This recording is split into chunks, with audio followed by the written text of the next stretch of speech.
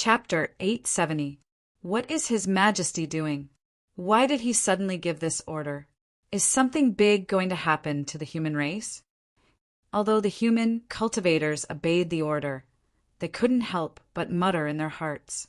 Looking at the human emperor's posture, he obviously had a premonition that something was going to happen and was preparing in advance. Otherwise, he wouldn't have suddenly given this order.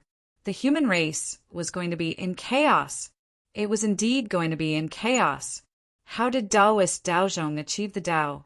After his spiritual incarnation entered the human race, he was born in Duke Qi's territory. At that time, Duke Qi Jianghuan had just achieved the realm of Daluo Taoist priests and was conferred the title of Duke Qi, becoming one of the 36 dukes of the human race. At that time, he was in high spirits and was determined to achieve great things. He wanted to go one step further from the position of duke to the position of human king and help the human emperor rule the world. Unfortunately, although Jiang Huan's idea was good, he didn't know where to start looking at the huge Qi state. The Qi state wasn't small, but the position of duke wasn't enough. In order to help him achieve the position of duke, the Qi state's potential had been exhausted. No matter how much it developed, it couldn't bring him one step closer to the position of human king. Just as Jiang Huan was panicking, Taoist Daozhong's spiritual incarnation, Guanzhong, came to the Qi state. As a powerful person, even if it was just a spiritual incarnation, it was still boundless. Before Guanzhong arrived, Duke Qi Jianghuan, who was sitting in the palace of the Qi state, had already sensed his arrival. As soon as he looked up, he saw endless Taoist rhymes rising in the void in front of him. The great Tao was faintly manifesting. With Jiang Huan's cultivation as Daluo Taoist priests, how could he not see that a powerful person had arrived? At that moment, Jiang Huan didn't dare to hesitate and directly went out of the palace to greet him. Then he saw Guanzhong, who had come in the body of a mortal. Even if he was a mortal, Jiang Huan still didn't dare to be negligent when he saw the great Tao behind him. He bowed as a disciple and invited Guanzhong into the main hall. After that, the two talked about something. Jiang Huan suddenly made Guanzhong his prime minister and asked him to govern the Qi state. Then, Guanzhong began his own path of Tao. When Guanzhong ruled the country, he first put forward the idea of enriching the people before ruling the country. During his time as the prime minister of the state of Qi, Guanzhong advocated the administration of salt and iron, divine gold, ores, etc., the creation of currency, spirit stones, fate pills, etc., the control of food, spiritual herbs, etc., and the state's control of the circulation of commodities to increase the financial income and prevent the disparity between the rich and the poor. After that, Guangguan was the first to create and practice Shang dynasty warfare and subjugate other countries. He proposed, serve people with righteousness and not with war. If there is no other choice, use war. First, use righteousness. Save money, harm to the people and danger to the country. Of course, this was not the main reason why Guanzhong was able to attain Tao. He was able to attain Tao mainly because he had redefined the concept of law. Measurements, ropes, ink, rules, weighing stones, dendrobium, and angular weights are called laws. The Dharma is the symbol of the world. Therefore, we must resolve our doubts and clarify right and wrong, and the lives of the common people are hanging in suspense. The law is the law of the world, the order of all things. The multiple definitions of law became the key to Guanzhong's attainment of Tao. Following that, under Guanzhong's governance, the state of Qi became more and more prosperous, and the country's luck became more and more prosperous. Jiang Huan's strength also rose along with it. Soon he entered the middle of the Taoist priests from the early Taoist priests and blossomed into the middle of the three flowers above the head. However, by this time, the fate of the state of Qi had reached its peak. No matter how much internal development there was, it could not be improved at all. At this time, Guanzhong implemented the policy of respecting the king and repelling the barbarians. The original meaning of respecting the king and repelling the barbarians was respecting the king and repelling the barbarians. It changed the form of attack and defense and prevented internal conflict. The guiding principle was respecting the human imperial court, not merging with the barbarians and invading the barbarians' land. With this as the national policy, the state of Qi began to send troops to conquer the barbarians. What were barbarians? Most of them were descendants of the human race and other races, and a small number of them were descendants of traders. These people believed that the human bloodline was weak and could not be compared to the innate bloodline in their bodies. Therefore, they did not acknowledge their status as humans and chose to be enemies of the human race. With Feng Zichen's status, he naturally would not bicker with these ant-like people, so he did not care about them. Feng Zichen did not care, but that did not mean that others did not care. His subordinates did not care. The humans of Orthodox birth worked together to chase these people to the edge of the central divine province. They called them barbarians who did not know the teachings of the sacred emperor. After that, as time passed, these barbarians grew stronger and stronger. They were no longer satisfied with the barbarian land they lived in. They yearned for the vast and rich human territory. The barbarians were uncivilized and did not know etiquette. Once they had an idea, they would directly take it by force. Therefore, they began to invade the human territory in an attempt to take over this rich land. However, as soon as they set foot in the human territory, they were beaten to a pulp by the armies of the human Dao imperial court stationed at the border. They fled in panic. After that, the vassal states gradually rose. Feng Zichen withdrew the armies guarding the border and left the defense line to the vassal states. It was also at this time that the vassal states and the barbarian states began a long and drawn-out war. Guanzhong's policy of respecting the king and suppressing the barbarians was to plunder the fate of the barbarian states to strengthen the Qi state. In the war with the barbarian states, the Qi state won again and again, constantly eating away at the barbarian state's fate, causing the state's fate to flourish even more. As a result, Jiang Huan, the Duke of Qi, bloomed the smallpox of the 3 flowers above his head and cultivated to the late Daluo state. Unfortunately, the fate of the barbarians was still too weak. Even though the Qi state had almost driven the barbarians out of the central divine province and squeezed all of their fate, it still could not bring the Daluo Taoist priests to perfection.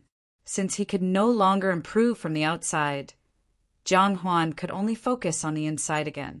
Later, under Guanzhong's guidance, Jiang Huan, the Duke of Qi, conquered the world and became the #1 overlord of the vassal states. He gathered the fate of the various states and formed the human king karmic rank.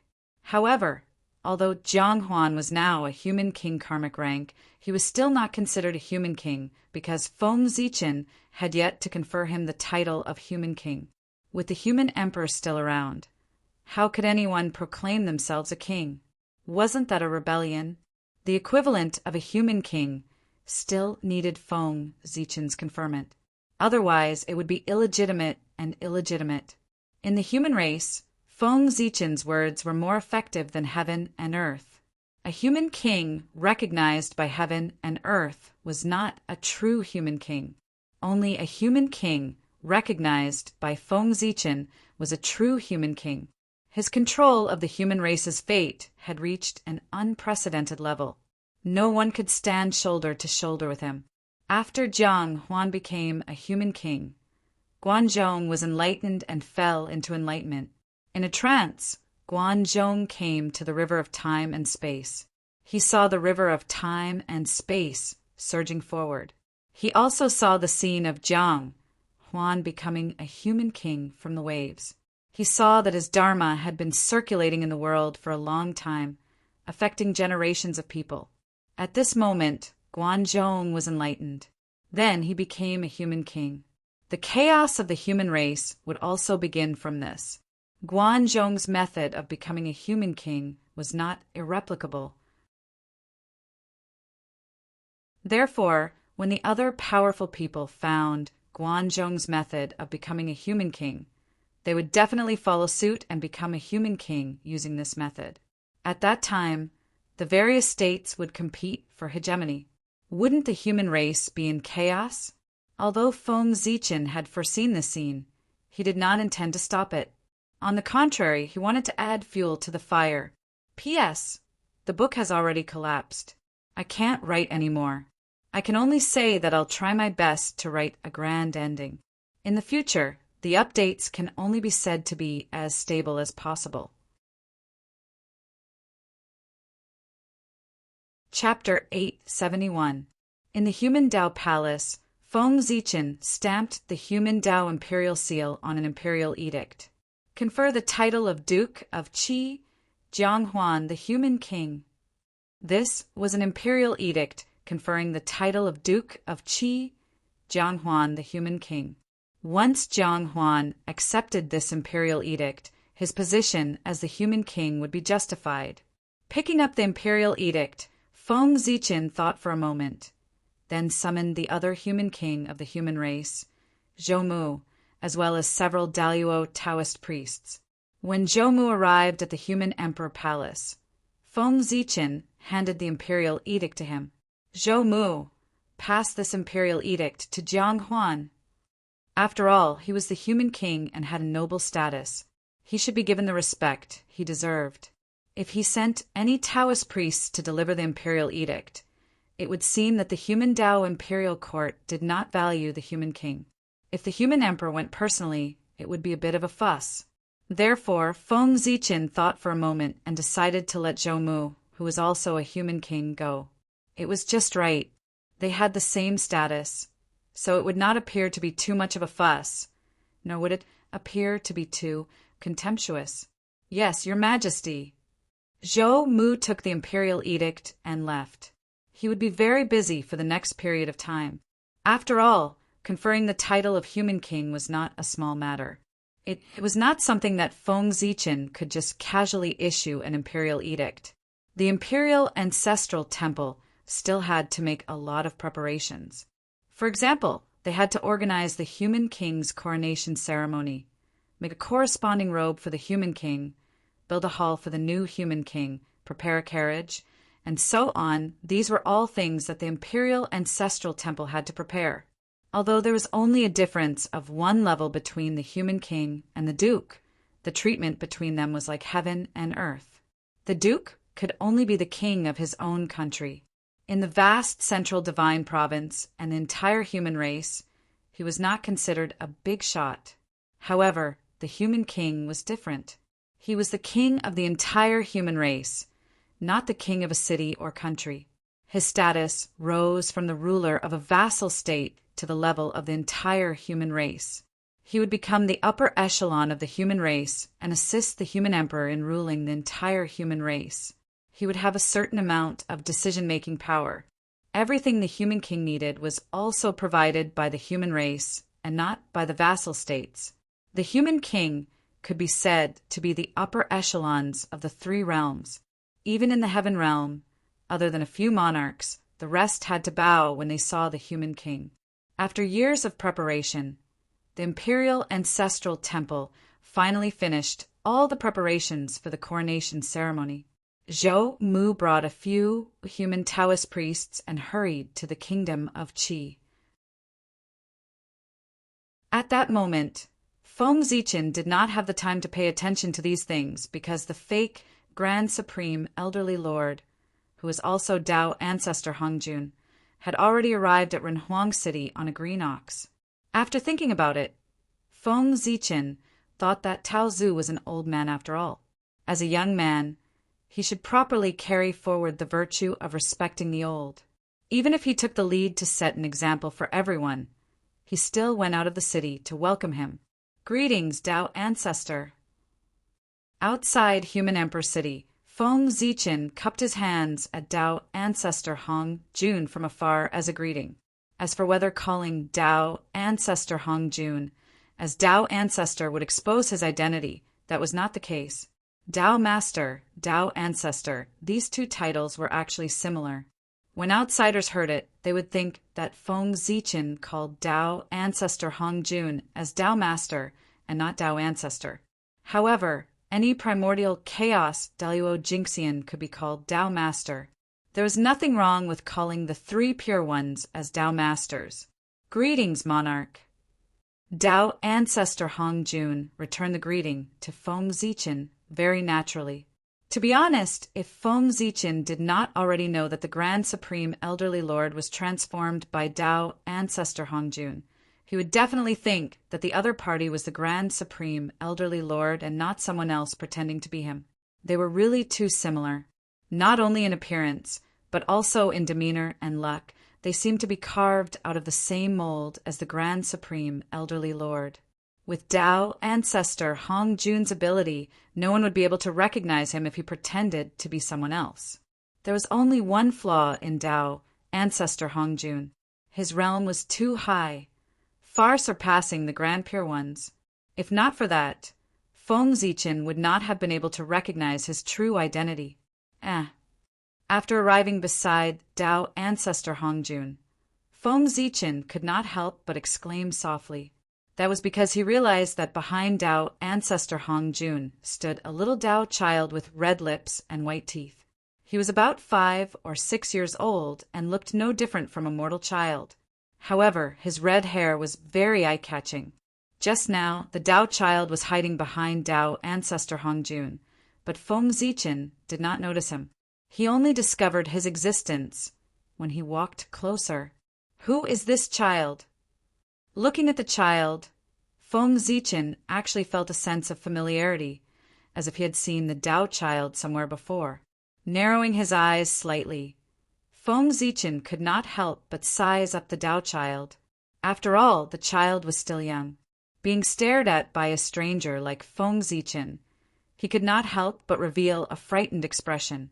He quietly hid behind Tao ancestor Hong Jun and avoided Feng Zichen's burning gaze. The Tao child whispered to Tao ancestor Hong Jun, "Master, who is this person?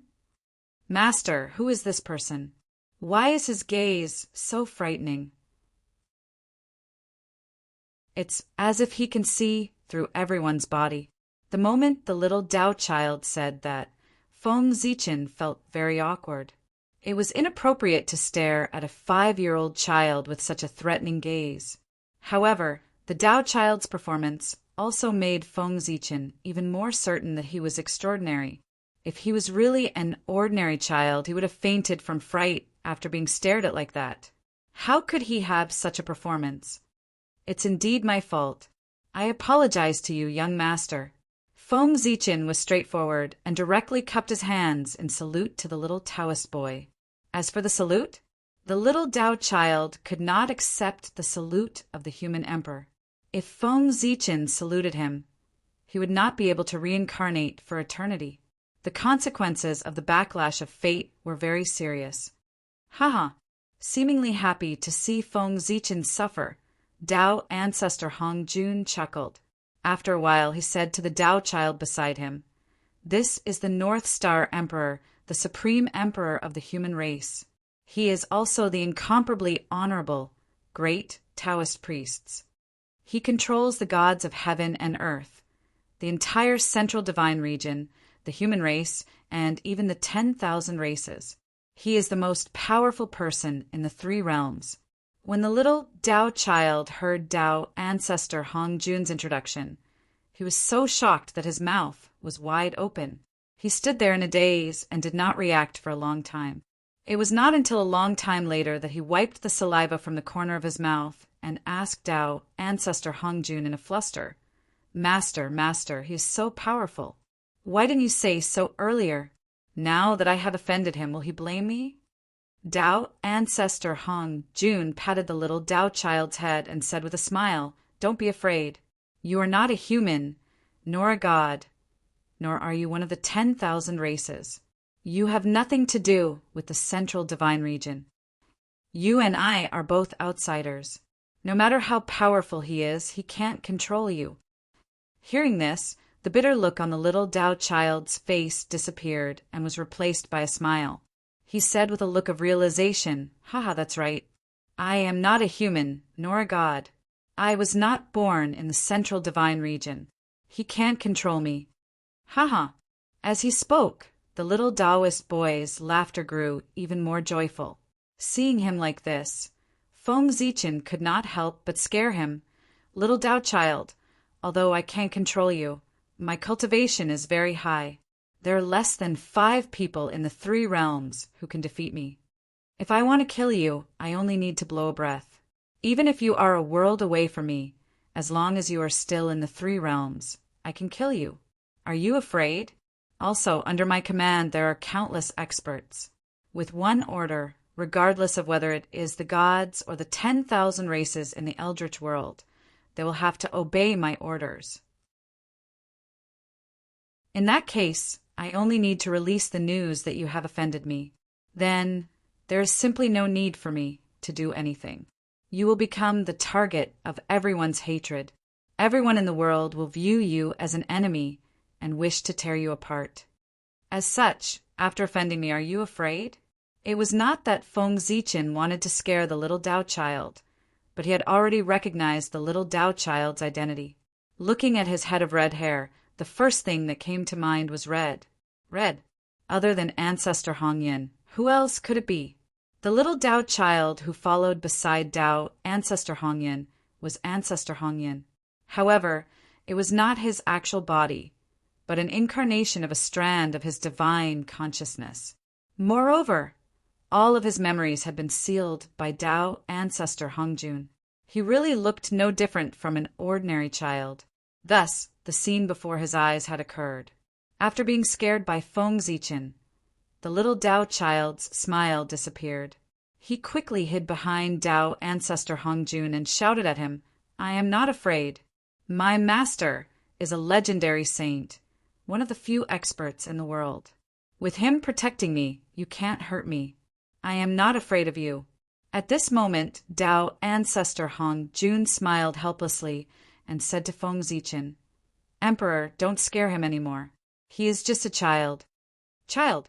Yes, child. He is just a child." After muttering a few words, Feng Zichen asked Tao Ancestor Hongjun, "May I ask, what is the name of this little Tao child?" "I think he is to my liking. I want to keep him by my side and teach him personally for a period of time to make up for scaring him just now." With a smile, Tao Ancestor Hongjun took little Hongyan's hand and placed him beside him. He said to Feng Zichen seriously, "This child is called Hongyan. He is the disciple of Poor Wei. Emperor, don't have any ideas about him. His future path has been arranged by Poor Wei for him. Emperor, you don't have to worry about him."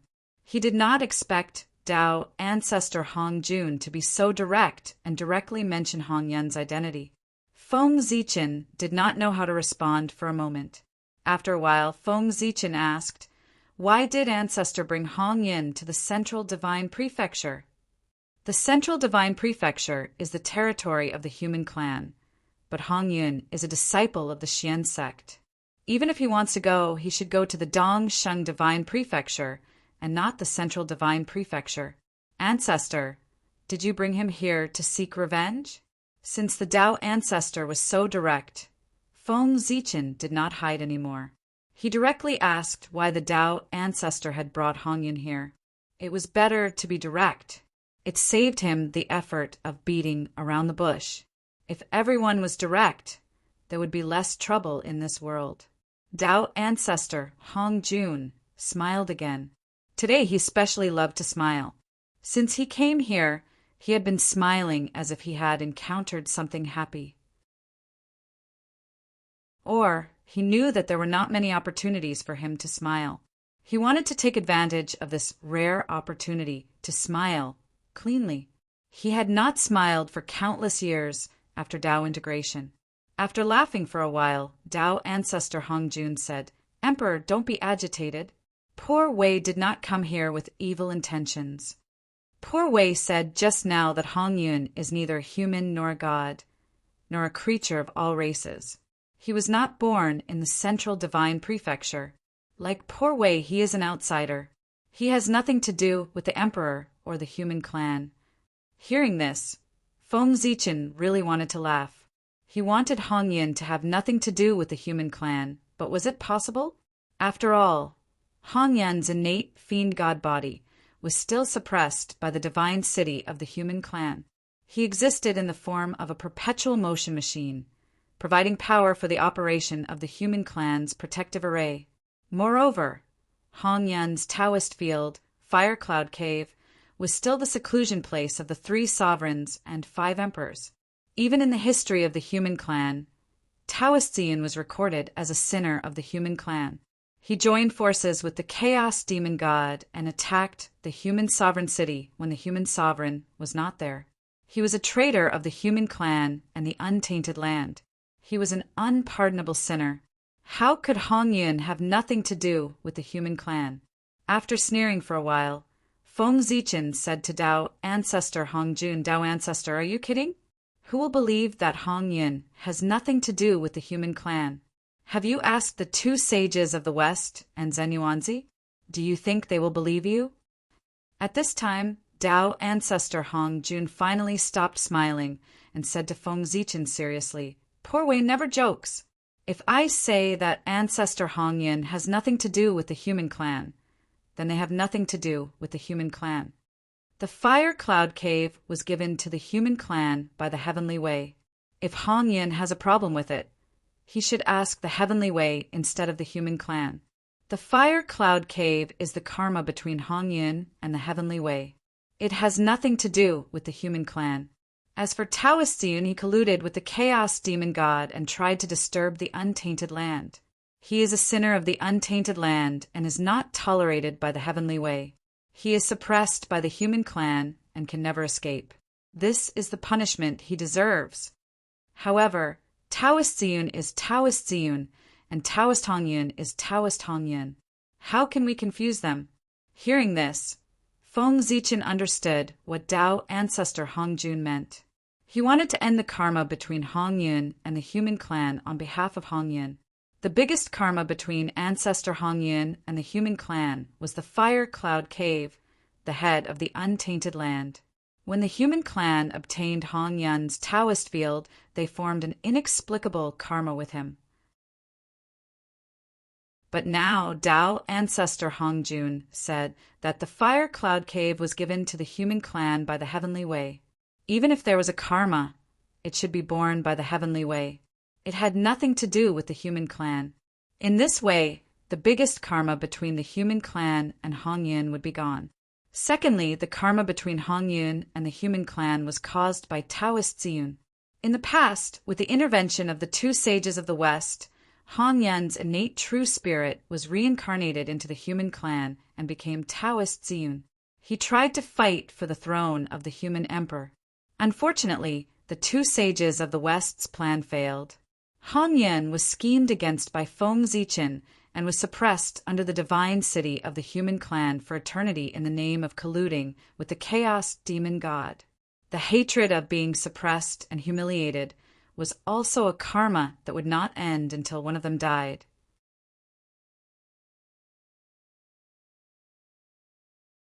Chapter 872. However, Dao ancestor Hong Jun had said that Daoist Ziyun and ancestor Hong Yun were 2 different people. In that case, Daoist Ziyun's karma would have nothing to do with ancestor Hong Yun. According to Dao ancestor Hong Jun, ancestor Hong Yun had no karma with the human tribe. However, would Zhen Yuanzi and the 2 sages of the Western sect agree to cut off the karma between ancestor Hong Yun and the human tribe? After all, they had spent a lot of effort on Daoist Ziyun. Would the 3 of them agree to erase the karma? After thinking for a while, Feng Zichen said, according to Dao ancestor Hong Yun has no karma with the human tribe. However, what would the 2 sages of the Western sect and the ancestor of the earthly immortals think about this? Dao ancestor Hong Jun replied, if they have any objections, they can come and find Poor Wei. Poor Wei will let them have no objections. Although Dao ancestor was Taishang Lao Jun, Feng Zichen still knew his true identity. The Way of Heaven also knew his true identity. Therefore, the one who made this promise was Dao ancestor Hong Jun and not Taishang Lao Jun. Feng Zichen was very sure of this. Otherwise, he would not be so easy to talk to. if Tao ancestor Hung Jun made a promise to Feng Zichen as Taishang Lao Jun, Feng Zichen would not believe a word. Taishang Lao Jun did not have the same reputation as Tao ancestor. Feng Zichen was sure that the two sages of the Western sect and the ancestor of the earthly immortals would not listen to his words. Therefore, when Tao ancestor Hong Jun spoke, Feng Zichen was already sure that he was talking to Tao ancestor Hong Jun and not Taishang Lao Jun. He had to be smart when talking to Tao ancestor. He was the most cunning old man in the untainted land. If he was not careful, he might be tricked by him. Therefore, he could not be too careful. Feng Zichen laughed and said, "Good. Tao ancestor is generous. If you really do what you said, then ancestor Hong Yun has no karma with the human tribe." After that, Feng Zichen pulled Tao ancestor over and said, "Tao ancestor, let's go in and talk." After they reached a consensus, Feng Zichen's attitude changed and he pulled Tao ancestor towards the human emperor palace. This change made Tao ancestor shook his head and laughed. After entering the main hall and sitting down, Feng Zichen finally had time and asked Tao ancestor Hong Jun about his purpose of coming here. He asked, "He asked, what do you want?" 2. Tao ancestor Hong Jun took a sip of the connate Tao tea served by the maid. He did not answer Feng Zichen's question. Instead, he said to him, "Sai, you really know how to enjoy life. You use the leaves of the world tree to make tea. I'm afraid this tea is better than the connate Tao enlightenment tea." Hearing this, Feng Zichen smiled and said, "It's rare that you like it. I'll give you a jar." After that, Feng Zichen ordered someone to take the world tea made from the leaves of the world tree from the treasury. It was just the leaves of the world tree. In the eyes of others, it was extremely precious, but in the eyes of Feng Zichen, it was just the same. He could have as many as he wanted. "Thank you, Your Majesty." Tao ancestor Hong Jun first thanked Feng Zichen and then told him the purpose of his trip. "I heard that the human emperor city has built a new treasure room that collects all the ancient books in the central divine province. Poor Wei is not talented, but I'm willing to recommend myself to be the treasure room's keeper and manage this huge treasure room for you." The treasure room was an official organization that Feng Zichen had recently established. It was used to collect all the divine abilities and cultivation methods of the human race for future generations to refer to. Even the cultivation methods of the other races were kept in the treasure room. It could be said that since the establishment of the treasure room, it had become an important place for the human race. The ancient books placed in it could be said to be priceless. Since the treasure room was so important, the guards that were used to guard this place were naturally elites that were picked out from thousands of people. Not only were the guards patrolling outside connate Tao lords, but there were also several Daluo Taoist priests inside the treasure room. They would definitely not let outsiders take a step into this place. The manager of such an important place was even more important. Apart from being strong, he had to be responsible and have an extremely high status. In order to choose a suitable candidate, Feng Zichen had a headache for a long time. In the end, he planned to choose a suitable person from the important ministers of the three ancient emperors. The important ministers of the three emperors of the human race naturally had status and strength. It was suitable for them to guard the treasure room. However, before Feng Zichen could find someone, Tao ancestor Hong Jun had taken the initiative to recommend himself. This made things difficult for Feng Zichen. If someone else recommended themselves, Feng Zichen might suspect that he was coveting the hundreds of connate Tao scriptures in the human race's treasure room. However, if this person was Tao ancestor Hong Jun, Feng Zichen was not worried.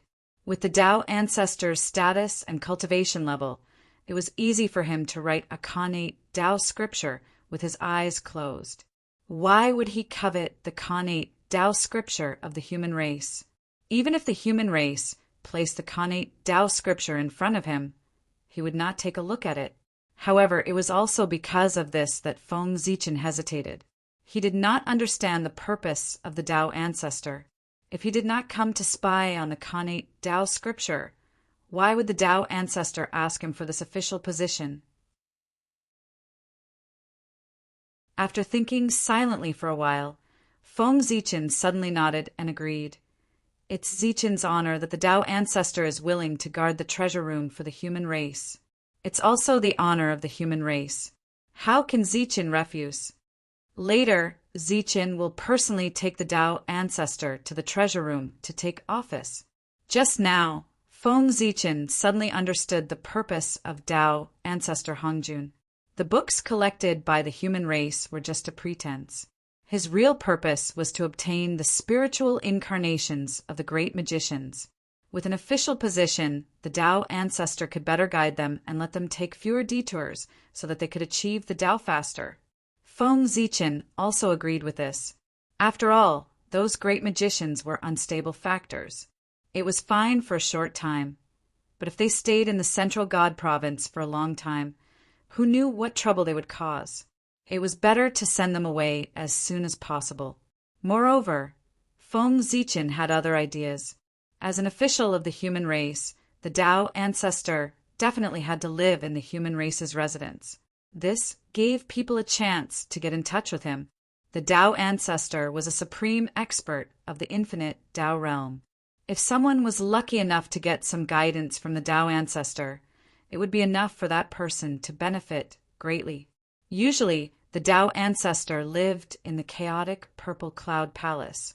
Even if outsiders wanted to get in touch with him, they did not have the chance. But now it was different. The Tao ancestor lived in the human emperor city. As long as one wanted to, they could meet him. For ordinary people, it was a great opportunity to meet the Tao ancestor. If one was lucky enough to get his guidance, it would be even more perfect. As the saying goes, the pavilion closest to the water enjoys the moonlight first. As long as the Tao ancestor lived in the human emperor city, there would always be a few lucky people who would get his guidance. Thank you, Emperor. Tao ancestor Hong Jun stood up and thanked Feng Zichen. Feng Zichen hurriedly returned the greeting. You're too polite, Tao ancestor. Then Feng Zichen brought Tao ancestor Hong Jun to the treasure room to take up his post. The new treasure room's guardian was personally led by the human emperor Feng Zichen to take up his post. His attitude was very friendly. It was completely different from the attitude he had when facing his subordinates. Instead, it was like a friend of equal status.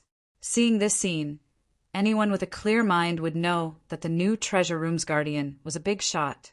Otherwise, the human emperor would not have treated him like this. After knowing Tao ancestor Hong Jun's noble identity, it would depend on one's own ability to get the opportunity from the Tao ancestor. Feng Zichen would not care. Everyone had their own fate. This could not be forced. After returning from the treasure room, Feng Zichen suddenly gave an order. He ordered the maid who prepared the seat for the Tao ancestor, the maid who served the tea to the Tao ancestor, and the guard who served the world tea to the Tao ancestor. In short, everyone who had come into contact with the Tao ancestor today was sent to the sky-gazing peak by Feng Zichen's order to cultivate under the world tree. This was the treatment that only the peerless geniuses of the human clan had. These people had only come into contact with the Tao ancestor, and their fates had already changed. It was not an exaggeration to say that they were the geniuses of the human clan. It was indeed a great opportunity to serve the Tao ancestor tea, a seat, and a gift, because the Tao master was the heavenly way. After serving the heavenly way, even a pig could become a pig god, not to mention those guards and maids who were already extraordinary. The path of proving the Tao began with coming into contact with the Tao ancestor. Moreover, Feng Zichen had another purpose for doing this. He wanted to use this method to hint to the clansmen in the human emperor city that the Tao ancestor was extraordinary. Just by coming into contact with him, his fate had undergone an earth-shattering change. If he could receive his guidance, how extraordinary would it be? As long as someone noticed this scene, they would naturally guess Feng Zichen's thoughts and obtain a great opportunity. Opportunities were left for those who were prepared. Feng Zichen had already hinted so clearly. If no one understood, then they could only blame their bad luck. They could not blame anyone else. After all, Feng Zichen had told everyone that the new treasure room was the incarnation of the Tao ancestor. If he really did so, the Tao ancestor would immediately fall out with him. A few days later, the new human king of the human clan, Jiang Huan, came to the human emperor palace to visit the human emperor. Under the lead of the guards, Jiang Huan walked into the human emperor palace. As soon as he looked up, he saw the figures sitting on the throne. Like the sky, the earth, and the Tao, it was as if he was the greatest existence in the world, making people unable to have the will to resist. This was the human emperor, the most powerful existence of the human clan, and one of the top 10 supreme masters in the 3 realms. This was not the first time Jiang Huan had seen Feng Zichen. The last time Jiang Huan saw Feng Zichen was when he had just become a Taoist priest and was conferred the title of Duke of Qi. Also in the human emperor palace, the human emperor received him, who had just become Duke of Qi, and gave him some encouragement. Before he left, the human emperor gave him a primordial spirit treasure and a large number of heavenly and earthly treasures, which allowed him to get rid of poverty and enter the middle class.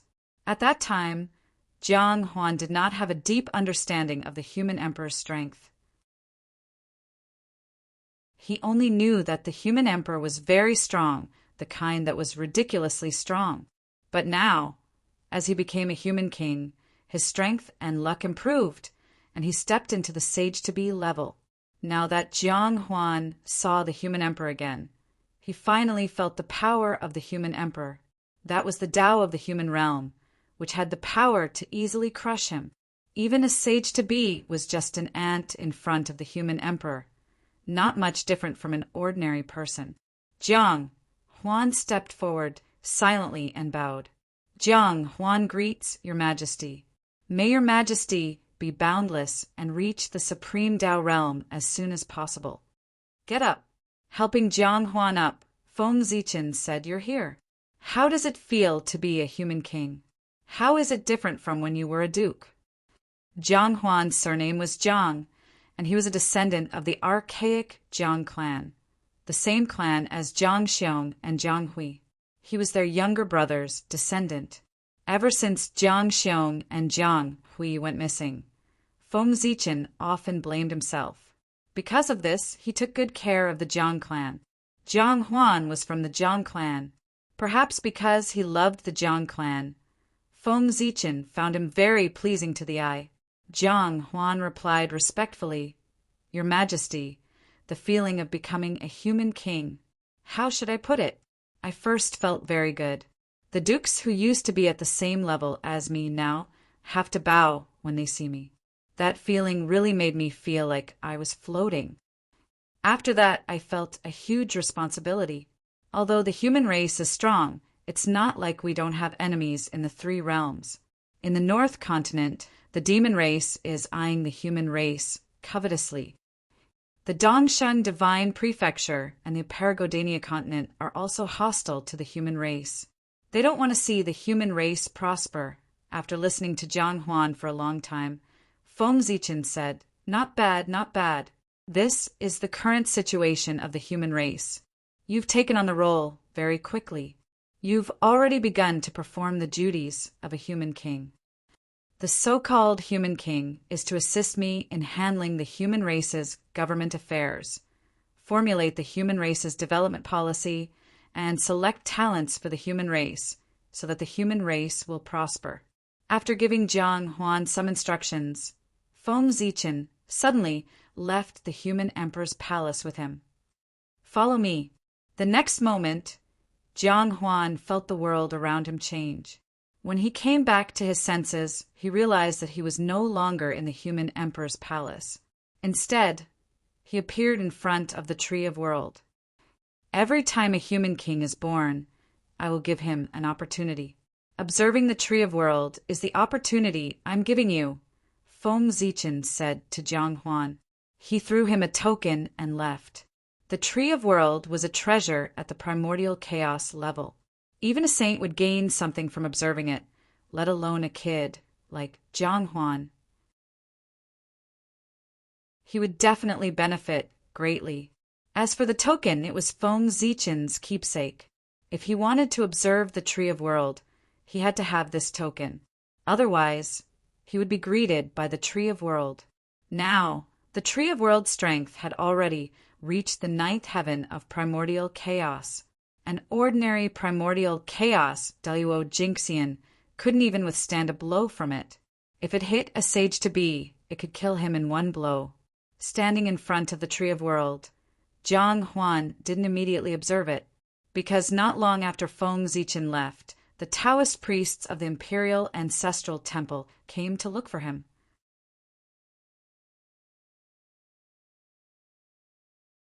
Chapter 873. Now that your Majesty is the human king, you should move from the Qi Kingdom to the human Emperor City as soon as possible. Also, your Majesty should choose an heir to inherit your title of Duke of Qi. After all, your Majesty is already the human king. You should prioritize the affairs of the human race. You should let go of the affairs of the Qi Kingdom if you can, and try to leave them to your descendants. The Taoist priests of the Imperial Ancestral Temple came before Jiang Huan and said to him, "That's right," Jiang Huan replied with a nod. He had already expected these things before he came. Before Jiang Huan left for the human Emperor City, Guanzhong had looked for him and told him some secrets of the world.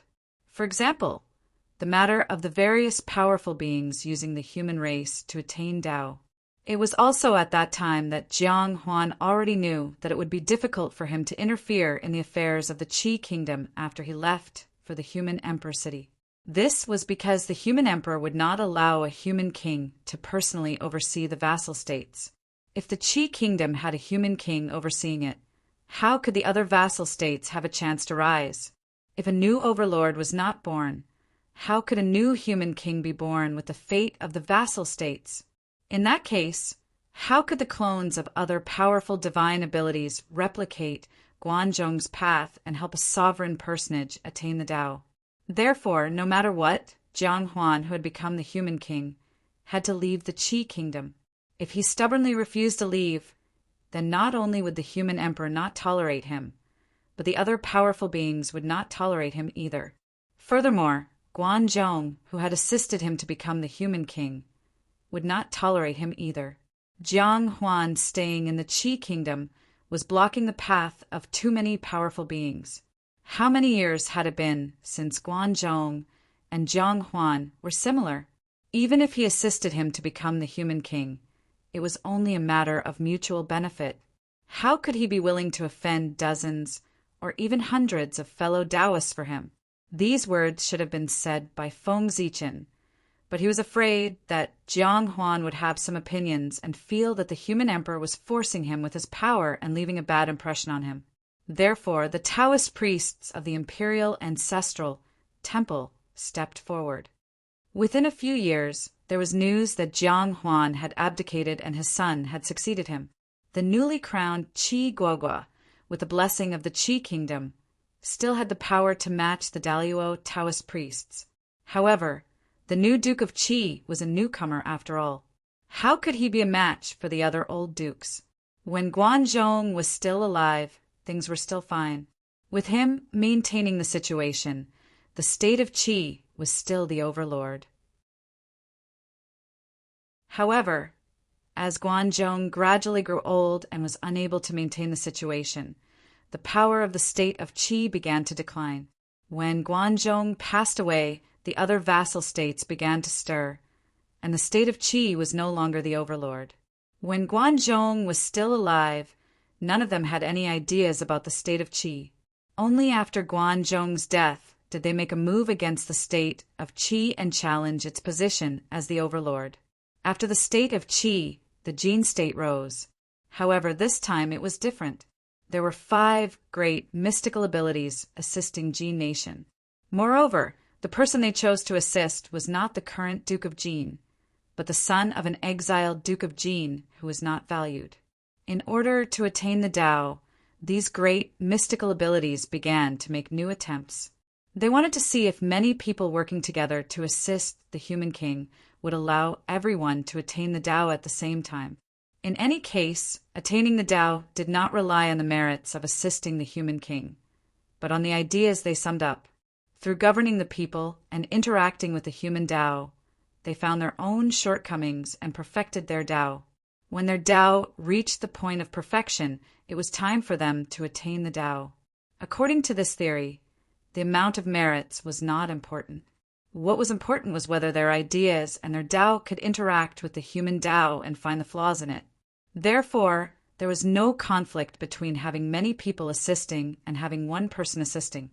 On the contrary, with many people assisting, it was easier to help them attain the Tao through the mutual exchange of ideas. Taoist Daozhong attained the Tao through assisting the human king and gained the recognition of everyone. Because of this, many great mystical abilities chose to walk the same path as him.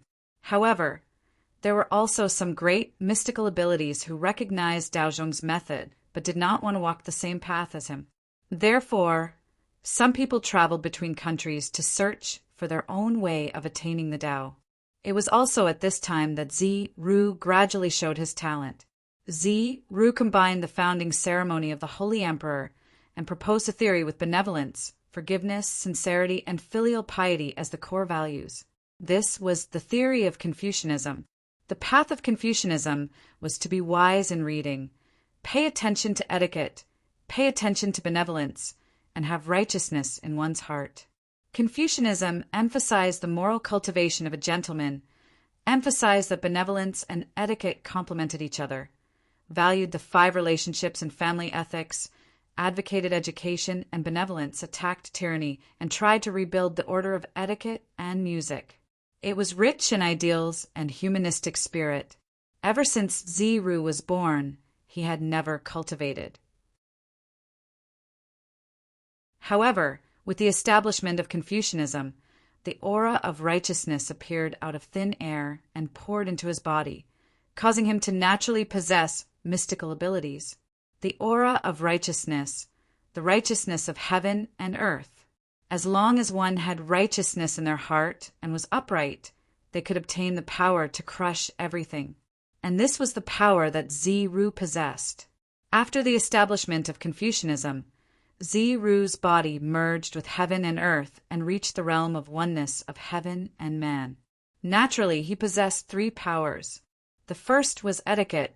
Its original meaning was to hold ceremonies and worship gods to pray for blessings. Etiquette and shoes, so it was a blessing to the gods. The etiquette of husband, the scripture of heaven, the righteousness of the earth, and the conduct of the people.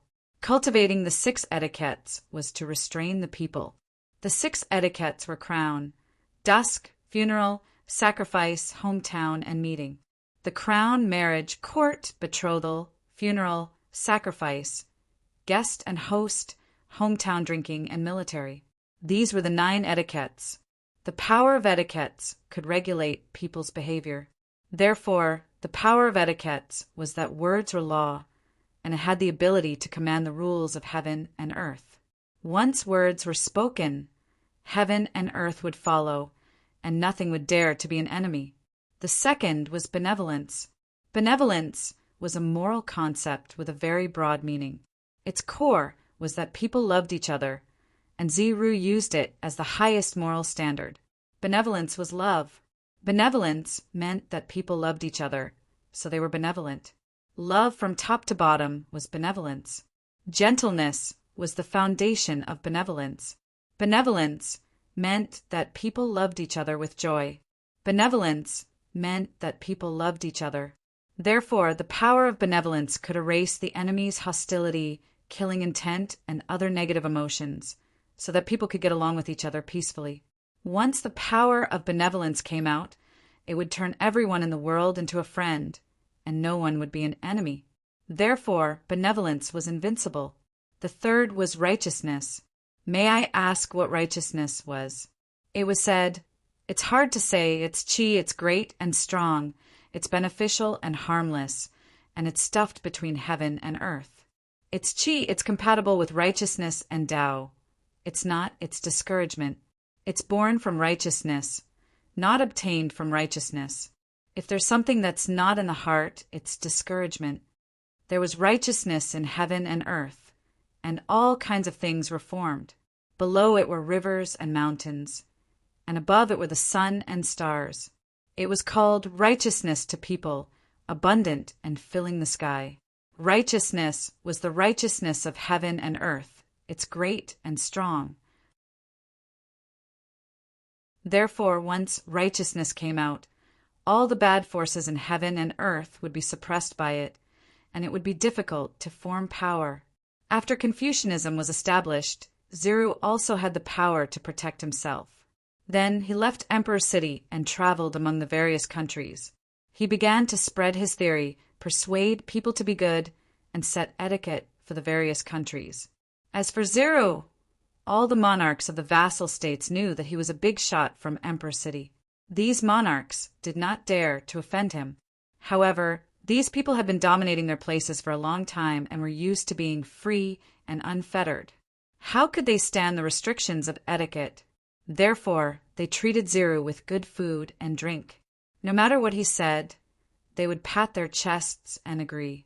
However, after that, they would continue to do what they were supposed to do. As for what they had promised Zero earlier, no one took it to heart. You say what you want, and I do what I want. Whatever you say, I'll listen, but I won't do it. This was the current attitude of the monarchs of the various vassal states towards Zero. It was difficult to get them to respect him. Difficult. They were all a group of old foxes. Anyway, Zero could not do anything to them, so why would they be afraid of a weak scholar like Zero? They would just provide him with good food and drink. They would definitely not let him suffer the slightest grievance. This could be considered as giving Emperor City an explanation. Moreover, when Zero saw that things were not going well, he would naturally leave. Otherwise, what was the point of continuing to stay? Continuing to accomplish nothing? Why did Dao Zero leave Emperor City? It was because the big shots of Emperor City could not stand him, so they chased him out. The younger generation could accept the etiquette set by Zero, but those of the older generation, such as the Taoist priests, existed with the heavens and with the Tao. How could they stand the restrictions of these etiquette? However, they also knew that the etiquette set by Zero was for the good of the human race. He used etiquette to limit the evil in the heart, and thus advocated that everyone be good. Therefore, although they did not like Zero's etiquette, they would not speak out against it. They just watched coldly from the side. However, they did not go to Zero, but Zero came to them. As a senior, Yanqi should take the lead and be the first to abide by these etiquette. These big shots of Emperor City were annoyed by Zero, but they did not dare to do anything to him. Everyone knew that Zero's identity was not simple. Putting aside the question of whether they could defeat him, if they really dared to do anything, they would probably be suppressed by Emperor City the moment they made a move. Therefore, everyone was afraid of Zero, but they could not beat him or scold him. In the end, they had no choice but to join forces and chase him out of Emperor City. It was said that the etiquette of the vassal states had collapsed. It was a good place for Zero to preach his teachings. After he had educated the vassal states, it would not be too late for Zero to come back and educate Emperor City. Knowing that he had angered the public, Zero did not insist. He walked towards the vassal states and began his journey of traveling through the various states. The first stop of Zero's journey was his birthplace, the state of Lu. Lu Ho was first surprised by Zero's arrival. Then, when he heard that Zero was here to contribute to his hometown, Lu Ho was even more surprised. It had been a long time since Jiang Huan, the Duke of Qi, became a human king. It had basically spread among the vassal circles. Therefore, everyone knew that the divine thought incarnations of some powerful beings were hidden among the humans. They were prepared to choose suitable candidates from the vassal states to help him become a human king and achieve his own great Tao. Lu Ho had also fantasized that such a good thing would happen to him.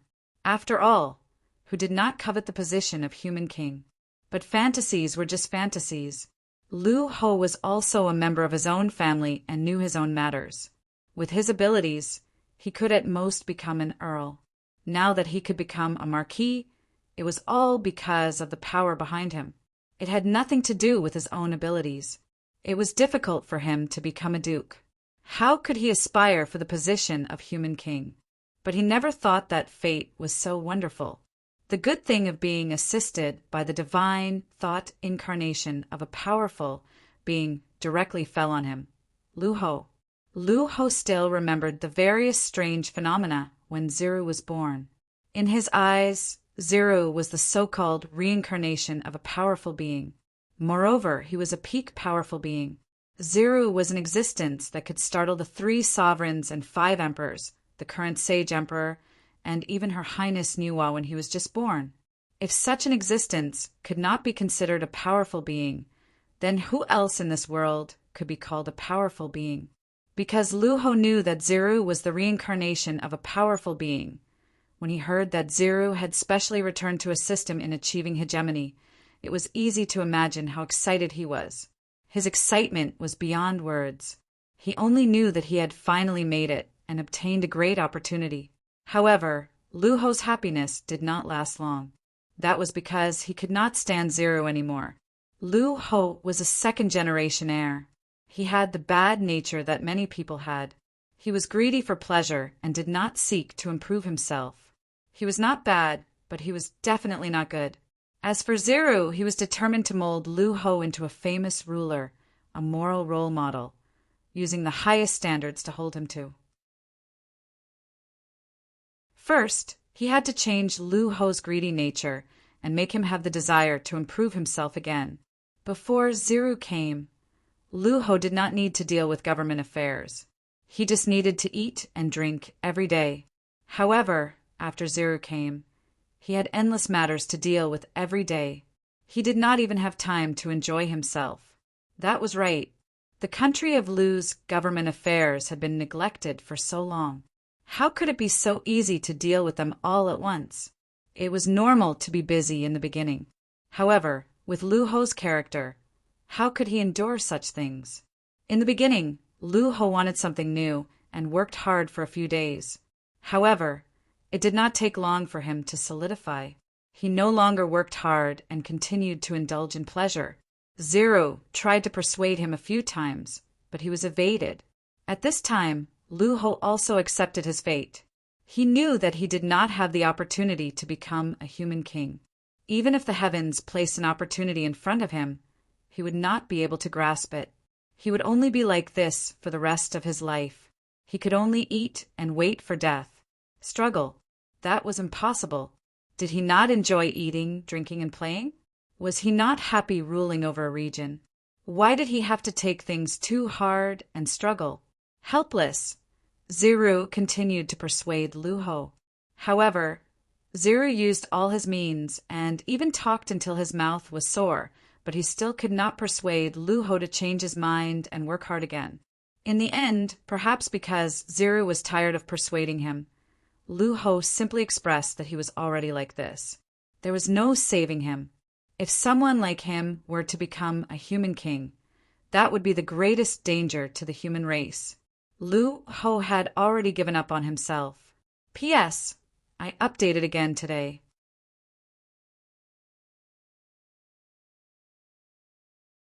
Chapter 874. The anti-theft chapter will be changed in 20 minutes. The main reason is to maintain full attendance. Right now, full attendance is the only motivation for me to continue writing. Without full attendance, I will not be able to write 1 chapter a day. With that said, there was nothing left to say. In the end, Ziru left the country of Lu angrily. Due to his identity, no matter which country Ziru went to, the country lords treated him with respect and took good care of him. No one could find fault with him. However, this was not what Ziru wanted. Ziru came here to spread his teachings. He wanted to use etiquette, benevolence, and righteousness as the foundation to create a harmonious society. However, although Ziru's method was useful, it was difficult to see results in a short period of time. As such, the country lords did not accept it. They placed more importance on the school of military and legalism. This was enough for them to become strong in a short period of time and become overlords. Confucianism was not liked by the country lords, but it was respected by some young people. As such, Ziru gained many followers who traveled with him to various countries. Over time, these followers became Ziru's disciples. As time passed, he had more and more disciples. It was said that he had 3,000 disciples, all of whom were elites of the human race. As a result, although the Confucian school wasn't liked by the various monarchs, due to the large number of disciples it had become a colossus. However, because Confucianism was so powerful, it attracted the displeasure of many people.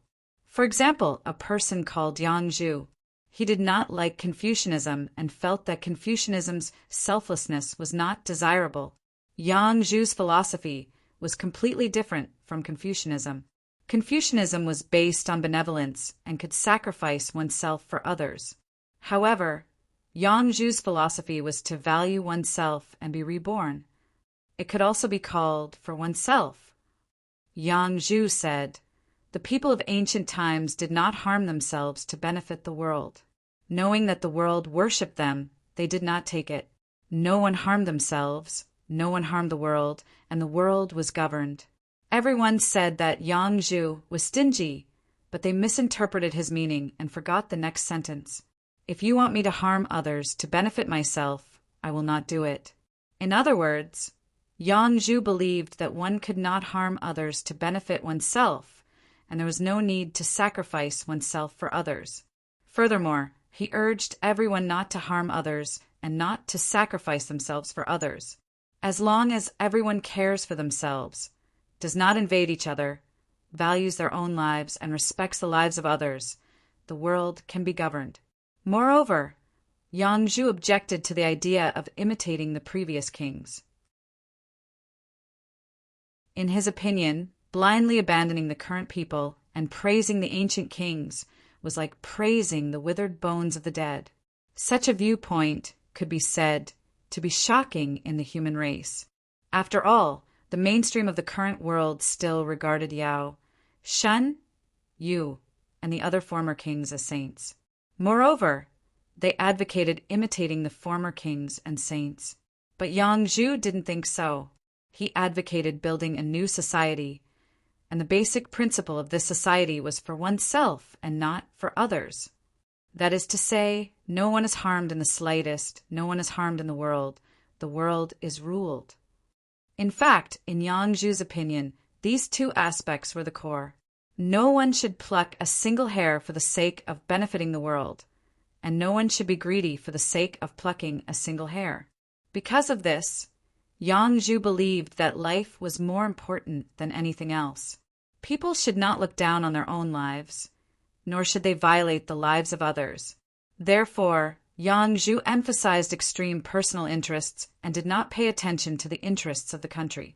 This kind of thinking eventually evolved into the theory of no monarch, which was not tolerated by the world, other than for oneself. Yang Zhu also had his own views on life and death. At this point, there was nothing more to say. In the end, he left behind a sentence that rotten wood cannot be carved, and angrily left the country of Lu. After that, because of his identity, no matter which country Ziru went to, the country's king treated him with respect and took good care of him. No one could find fault with him. However, this was not what Ziru wanted. Ziru came to preach his own theory, using etiquette, benevolence, and righteousness as the foundation. He wanted to create a harmonious society. Unfortunately, although Ziru's method was useful, it was difficult to see results in a short period of time. Therefore, the country's kings did not accept it. They valued the theory of the military and legalism more.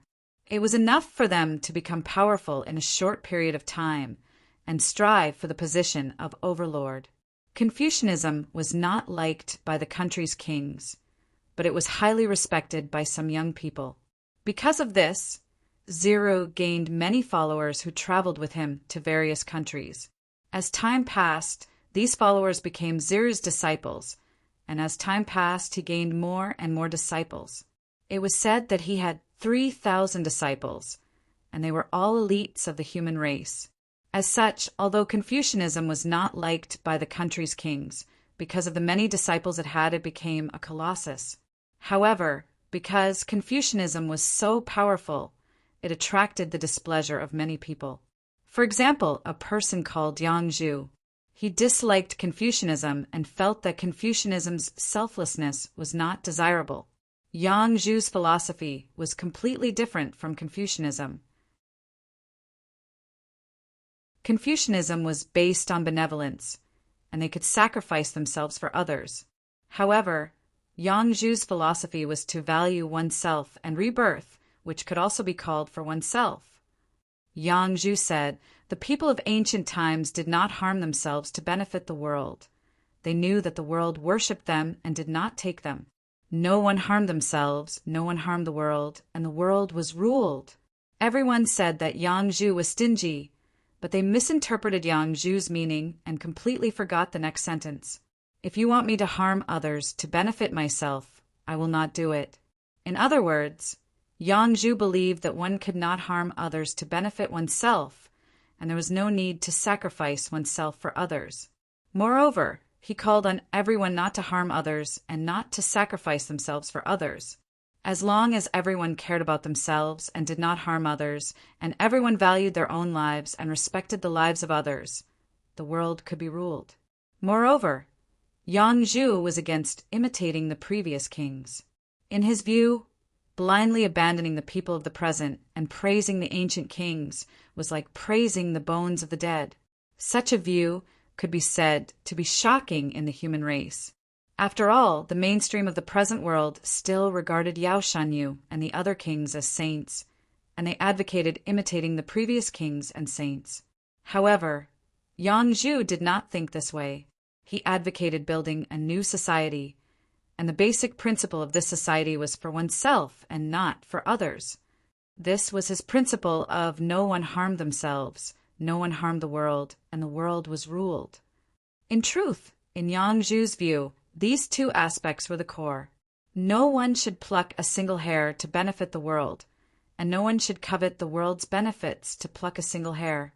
Because of this, Yang Zhu believed that life was more important than anything else. People should not look down on their own lives, and they should not infringe on the lives of others. Therefore, Yang Zhu emphasized extreme personal benefits and did not pay attention to the interests of the country. This kind of thinking eventually evolved into the theory of no monarch, which was not tolerated by the world. Other than for oneself, Yang Zhu also had his own views on life and death.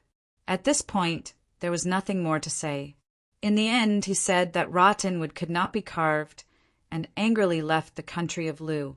After that, because of his identity, no matter which country Zero went to, the kings treated him with respect and took good care of him, and no one could find fault with him.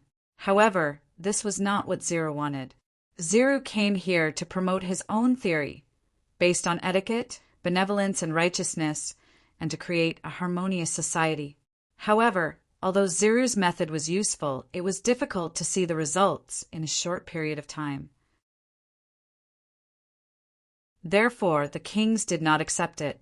They valued the doctrines of the military and legalism more, and it was enough to make them strong in a short period of time, and from there, strive for the position of overlord.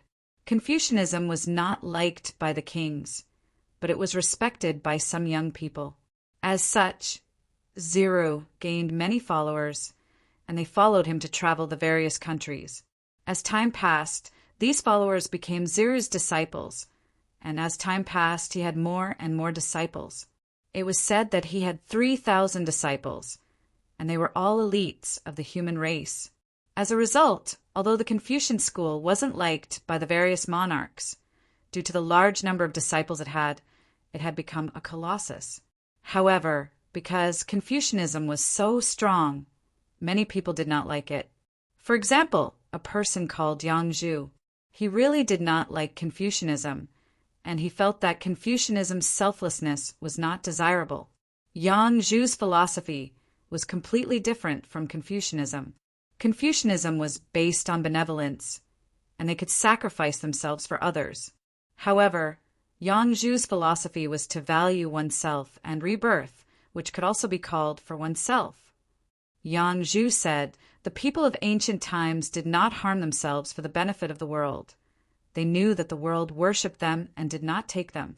No one harmed themselves, no one harmed the world, and the world was ruled." Everyone said that Yang Zhu was stingy, but they misinterpreted Yang Zhu's meaning and completely forgot the next sentence. "If you want me to harm others for my own benefit, I will not do it." In other words, Yang Zhu believed that one could not harm others for one's own benefit, and there was no need to sacrifice oneself for others. Moreover, he called on everyone not to harm others and not to sacrifice themselves for others. As long as everyone cared for themselves and did not harm others, and everyone valued their own lives and respected the lives of others, the world could be ruled. Moreover, Yang Zhu was against following the previous kings in everything. In his view, blindly abandoning the people of the present and praising the ancient kings was like praising the bones of the dead. Such a view could be said to be shocking in the human race. After all, the mainstream of the present world still regarded Yao Shanyu and the other kings as saints, and they advocated imitating the previous kings and saints. However, Yang Zhu did not think this way. He advocated building a new society, and the basic principle of this society was for oneself and not for others. This was his principle of no one harmed themselves, no one harmed the world, and the world was ruled. In truth, in Yang Zhu's view, these two aspects were the core. No one should pluck a single hair for the benefit of the world, and no one should covet the benefits of the world for the sake of plucking a single hair. Because of this, Yang Zhu believed that life was more important than anything else. No one should look down on their own lives, and no one should harm the lives of others. Therefore, Yang Zhu emphasized extreme personal benefits and did not pay attention to the interests of the country. This kind of thinking eventually evolved into the theory of no monarch, which was not tolerated by the world, other than for oneself. Yang Zhu also had his own views on life and death. At this point, there was nothing more to say. In the end, he said that rotten wood could not be carved, and angrily left the country of Lu. After that, because of his identity, no matter which country Zhu went to, the kings treated him with respect and took good care of him, and no one could find fault with him. However, this was not what Zhu wanted. Zhu came here to promote his own theory, based on etiquette, benevolence, and righteousness, and to create a harmonious society. However, although Zhu's method was useful, it was difficult to see results in a short period of time. Therefore, the kings did not accept it. They valued the doctrines of the military and legalism more, which were enough to make them strong in a short period of time, and from there, strive for the position of overlord. Confucianism was not liked by the kings, but it was respected by some young people. As such, Zhu gained many followers, and they followed him to travel the various countries. As time passed, these followers became Zhu's disciples, and as time passed, he had more and more disciples. It was said that he had 3,000 disciples, and they were all elites of the human race. As a result, although the Confucian school wasn't liked by the various monarchs, due to the large number of disciples it had become a colossus. However, because Confucianism was so strong, many people did not like it. For example, a person called Yang Zhu. He really did not like Confucianism, and he felt that Confucianism's selflessness was not desirable. Yang Zhu's philosophy was completely different from Confucianism. Confucianism was based on benevolence, and they could sacrifice themselves for others. However, Yang Zhu's philosophy was for oneself and to be reborn, which could also be called for oneself. Yang Zhu said, "The people of ancient times did not harm themselves for the benefit of the world. They knew that the world worshipped them and did not take them. No one harmed themselves, no one harmed the world, and the world was ruled." Everyone said that Yang Zhu was stingy, but they misinterpreted Yang Zhu's meaning and completely forgot the next sentence. If you want me to harm others for my own benefit, I will not do it. In other words, Yang Zhu believed that one could not harm others for one's own benefit, and there was no need to sacrifice oneself for others. Moreover, he called on everyone not to harm others and not to sacrifice themselves for others. As long as everyone cared for themselves and did not harm others, and everyone valued their own lives and respected the lives of others, the world could be ruled. Moreover, Yang Zhu opposed everything that followed the previous kings. In his view, blindly abandoning the people of the present and praising the ancient kings was like praising the bones of the dead. Such a view could be said to be shocking in the human race. After all, the mainstream of the present age still regarded Yao Shanyu and the other kings as saints, and they advocated imitating the previous kings and saints. However, Yang Zhu did not think this way. He advocated building a new society, and the basic principle of this society was for oneself and not for others. This was his principle of no one harmed themselves, no one harmed the world, and the world was ruled. In truth, in Yang Zhu's view, these two aspects were the core. No one should pluck a single hair for the benefit of the world, and no one should covet the benefits of the world for the sake of plucking a single hair. Because of this, Yang Zhu believed that life was more important than anything else. No one should look down on their own lives, and no one should infringe on the lives of others. Thus, Yang Zhu emphasized extreme personal benefits and did not pay attention to the interests of the country. This kind of thinking eventually evolved into the theory of no ruler, which was not tolerated by the present age. Besides, for oneself, Yang Zhu also had his own views on life and death.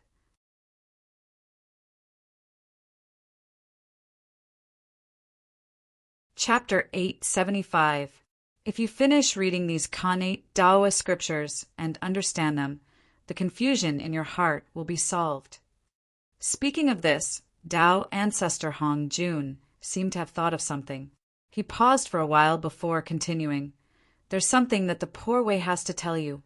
These Taoist scriptures were created by Gaochen. If you don't understand them after reading them, it's fine. But if you do, you'll owe Gaochen a huge favor. So, whether you want to read these Taoist scriptures or not, you have to consider carefully. Dao ancestor Hong Jun was a particular person. He did not use Feng Zichen's things as a favor. Instead, he pushed all the credit to Feng Zichen. It was indeed difficult to repay the favor of achieving Dao. It was obvious from the attitude of the two sages of the West towards ancestor Hong Yin. Because they could not repay the karma of achieving Dao, they simply watched ancestor Hong Yin die. They did not even take the initiative to revive ancestor Hong Yin. However, Lai Ko did not hesitate too much. Achieving Dao was the most important thing now. Compared to achieving Dao, everything else was insignificant. He did not have to care too much about it. Therefore, Lai Ko said nonchalantly, if these Taoist scriptures can really solve the confusion in my heart and help me achieve Dao, then it's only right that I owe you a favor. But I don't know why you're interested in the Khanate 5 Grands. Looking at the number of Taoist scriptures, you've obviously put in a lot of effort. But you're obviously not cultivating the Tao of the Khanate 5 Grands.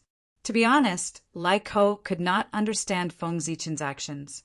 Everyone knew that the human emperor cultivated the Tao of Pengu. He walked the path of achieving Tao through strength. So, why did he study the Tao of the Khanate 5 Grands for no reason? Moreover, the human emperor's research results were even more profound than Reiko's, an innate saint formed from the essence of the Khanate 5 ties. He had already reached the level of origin. Dao ancestor Hong Jun smiled and said, "You don't know about this." For some reason, there was a period of time when Gaochen and Ziwei were frantically searching for the Khanate 5 Grands origins. For this, they even turned the primordial world upside down several times. It's only because you've been cultivating in seclusion in the chaos beyond the heavens that you've never stepped foot into the untainted world. Otherwise, the North Star and the Purple Star would have found you long ago. Later on, the two of them really couldn't find any traces of the Connate 5 cosmos origins. Seeing that they couldn't do anything about it, they had no choice but to settle for the next best thing, which was to obtain the Connate 5 cosmos origins through the method of constantly creating and destroying worlds. It was at this time that the two of them mastered the Tao of the Grand Cosmos 5 cosmos and cultivated it to greater success. Ziwei has an indifferent nature and doesn't have many subordinates. After comprehending the Tao of the Connate 5 ties, she put them aside. However, the North Star is different. He has a large group of humans behind him. Therefore, after he comprehended the Tao of the pre-celestial 5 grand cosmos, he spent tens of thousands of years deducing several pre-celestial Taoist scriptures to explain the Tao of the pre-celestial 5 grand cosmos. After that, he left the scripture with the human race, hoping that there would be geniuses among the human race's descendants who could comprehend the wonders of the Connate 5 manifestations. Those pre-celestial Taoist scriptures are what you see in front of you. Back then, in order to collect the Connate 5 grand cosmos origins, Feng Zichen and Ziwei would go to the chaos outside the heavens to create worlds whenever they were free. However, usually when the worlds were about to be formed, the two of them would deliberately make mistakes, causing the worlds that had yet to be born to be destroyed. During the creation and destruction of the worlds, many Connate 5 grand cosmos origins would be born, and the two of them would collect them. In order to collect the Connate 5 grand cosmos origins, the two of them would often create worlds in the chaos outside the heavens. Such frequent movements could be hidden from others, but not from Tao ancestor Hongjun. For this reason, Tao ancestor Hongjun knew about this. However, what the two of them did was not harmful to the primeval world. Therefore, although the Tao ancestor saw it, he did not stop them. It was a tacit approval of their actions. Tao ancestor Hongjun said it casually, but when Lai Ko heard this, he broke out in a cold sweat. Great Emperor Ziwei and Great Emperor North Star had worked together to search for the Connate 5 grand cosmos origins. Although he knew that even if the two gods knew about his origins, they would not attack him for no reason, he was still scared. But Lai Ko was still scared. After all, being targeted by two Chaos Zenith Heaven Golden Immortals at the same time. Who wouldn't panic if it happened to any great medium? Not everyone was as careless as Feng Zichen. Even if he was targeted by the Chaos Demon God, who was 3,000 realms higher than primordial Chaos Daluo Jinxian, he would still eat and drink as usual, as if he did not care at all. After a long time, Lai Ko smiled bitterly and said, "I really did not expect that I would avoid a big trouble after not seeing the primeval world for a long time." Tao ancestor Hongjun used his walking stick to hit him and said, "What are you afraid of? They did not attack you." As if awakened by Tao ancestor Hongjun's walking stick, Lai Ko suddenly stopped panicking and did not dwell on this matter. Instead, he took the scriptures and read them. At this moment, the incarnation of a great medium looked at the central divine prefecture and saw the heavenly Tao purple clouds flashing in the Emperor City. A look of confusion appeared in his eyes. This is strange. The Emperor City is an important place for the human path, and the Emperor is the ruler of the human path. There should only be the human path purple clouds in this city. Why would there be heavenly Tao purple clouds? The great medium was confused. Although the human path purple clouds looked exactly the same as the heavenly Tao purple clouds, their auras were completely different. The human path purple clouds were gorgeous and noble, and had the appearance of all living things. The heavenly Tao purple clouds were high above, indifferent and emotionless. It was easy to distinguish between the two, and he would definitely not be mistaken.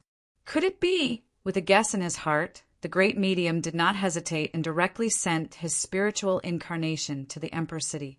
The spiritual incarnation of this great medium was called Zhou Yan. He cultivated the theory of yin-yang and the five elements. He used yin-yang and the five elements to analyze the laws of heaven and earth and the changes of the universe. From there, he created a calendar to avoid natural disasters between heaven and earth. This allowed ordinary people to have the ability to avoid natural disasters. This was Zhou Yan's theory. Yin-yang and the five elements could barely be considered the Tao of algebra. It could be used for deduction, but it covered more areas. Zhou Yan spent several months before he finally arrived at Emperor City, covered in dust from the long journey. Then he used the power of yin-yang and the five elements to study the Emperor City for several days. He finally determined the place where the heavenly Tao purple clouds appeared that day. It was the treasure room. Zhou Yan was not in a hurry to go to the treasure room. He first tidied up his clothes and hair that were slightly messy from the long journey. After tidying them up, he walked in the direction of the treasure room. The treasure room was a large library that Feng Zichen had prepared for the human race. Naturally, it was open to all humans. Any human could enter. However, although they could enter if they wanted to read inside, they could not do so without merit points. Except for the most basic cultivation methods of foundation establishment, which were free for human beings to borrow, all the other cultivation methods in the treasure room had to be paid. It wasn't spirit stones or nature pills, but something called merit points. After all the remarkable techniques of the human race were recorded in the treasure room. There was no lack of supreme remarkable techniques and innate supreme Taoist scriptures. If everyone could borrow them casually, how could the value of these remarkable techniques and Taoist scriptures be reflected? Therefore, Feng Zichen worked together with the 3 sovereigns and 5 emperors, as well as all the great beings of the human race and even all the innate Taoist priests, to set up the merit point system. As the name suggested, merit points were something that could only be obtained if one performed meritorious deeds for the human race. The so-called merit points included killing enemies and eliminating evil, but it was not limited to these. To put it simply, anything that was beneficial to the development of the human race would be rewarded with merit points. If you could improve the foundation establishment pill and make its effect stronger, even if it was only by a tiny bit, it would be a great contribution to the human race. Because with the circulation of the improved foundation establishment pill recipe, who knows how many people would benefit from it? And this was how merit points could be obtained. Of course, although this method was good, it was still necessary to prevent people from impersonating others. After all, benefits moved people's hearts. Merit points were the hard currency of the human race and were even more important than merit. It was inevitable that people would impersonate others' achievements in order to obtain merit points. Therefore, a method was needed to prevent this from happening. This was not a problem for the higher-ups of the human race. Feng Zichen alone was enough to set up the merit point system. There was no need for the 3 sovereigns and 5 emperors or even all the innate Taoist priests of the human race to work together. The reason for this was that they were not setting up the merit point system, but a system that was complementary to the merit point system. Feng Zichen called it the Lord God. Yes, its function was the same as the Lord God in the Lord God space.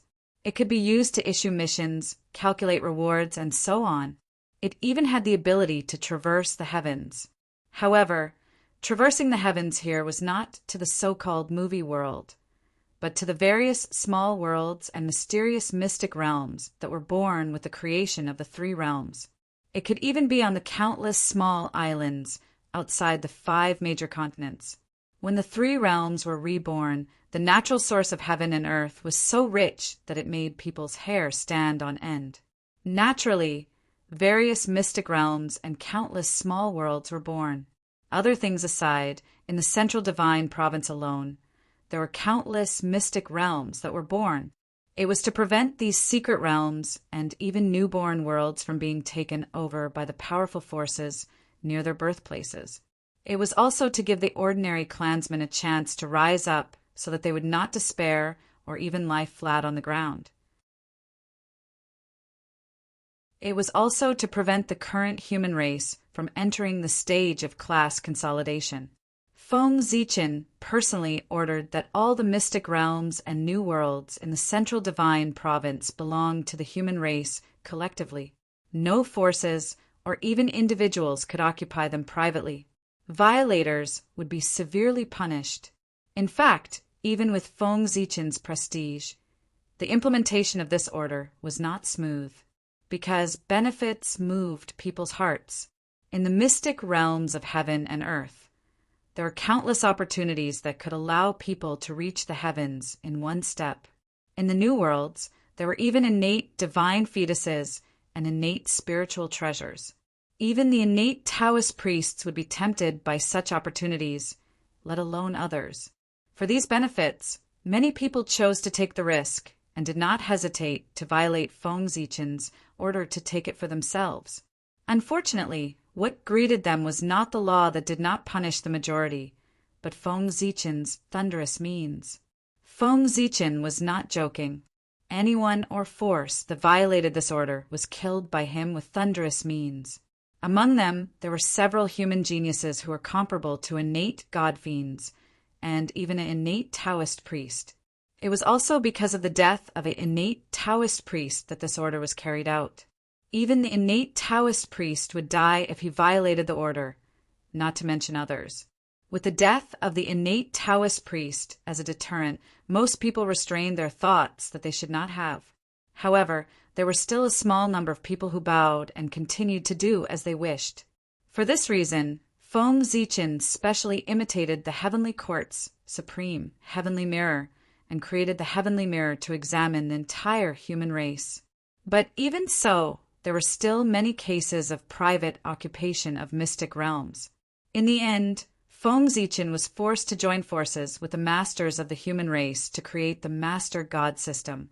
All the mystic realms and new worlds in the Central Divine Province were under its jurisdiction. It was responsible for allocating resources, issuing missions, and even issuing rewards. It was also because of the appearance of the Master God System that there were no more cases of forces or individuals occupying mystic realms of heaven and earth and new worlds in the Central Divine Province.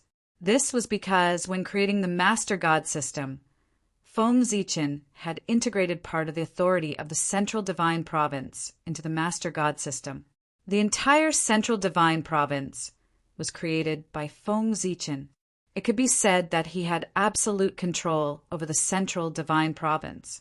In other words, everything in the Central Divine Province, except for the human race, including the new mystic realms of heaven and earth and worlds, belonged to Feng Zichen.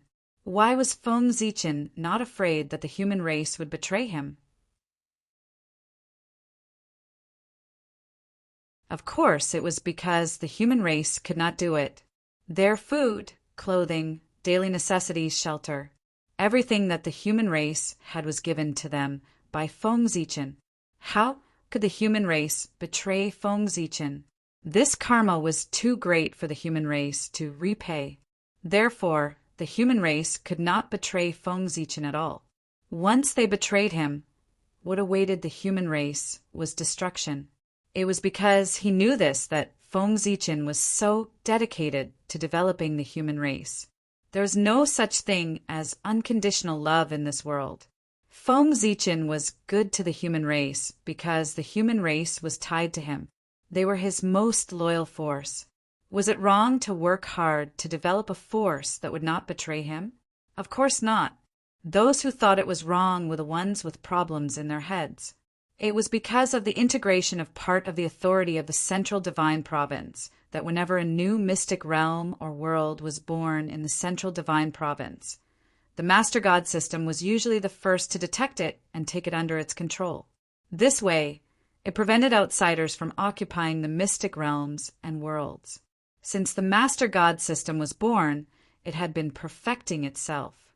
In addition to the mission panel at the beginning, there was also a mall panel, a transaction panel, a friend panel, and so on. After the Master God System was born, among the human race, all living beings below the connate Taoist priests would automatically be bound to a subsystem of the Master God System. It was a form of identification. P.S. Happy Mid-Autumn Festival.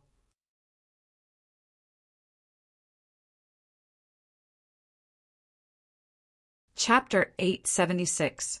In addition to the human clan, Feng Zichen also gave the innate Taoist priests of the human clan a part of the authority of the main god system so that they could issue missions for the ordinary human clan members to complete and earn merit points. Otherwise, how could there be so many missions for the human clan members to complete? It was also because of the existence of the main god system that merit points became more and more important. It could even be said that, in the eyes of the human clan, merit points were more precious than merit points. In the human clan, as long as you had enough merit points, you could do almost anything. Even if you wanted to reach the realm of the innate Taoist priests, as long as you had enough merit points, it was not impossible.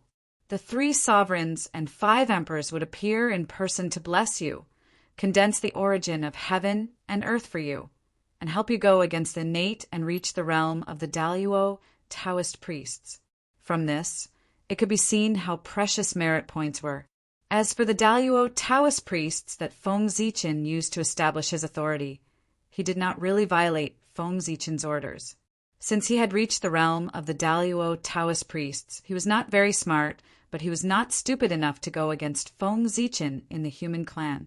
The reason why the Daluo Taoist priests was killed by Feng Zichen to establish his authority was purely because there was a problem with his identity. It was unknown which great medium he was, but Feng Zichen found out about it. Feng Zichen was a very smart person. After finding out that there was a problem with the Daluo Taoist priests, he did not say anything. He just silently monitored him and directly used him to establish his authority when needed. This move could first eliminate a spy, and second, it could serve as a warning to others and enhance his authority. It could be said that he killed 2 birds with 1 stone.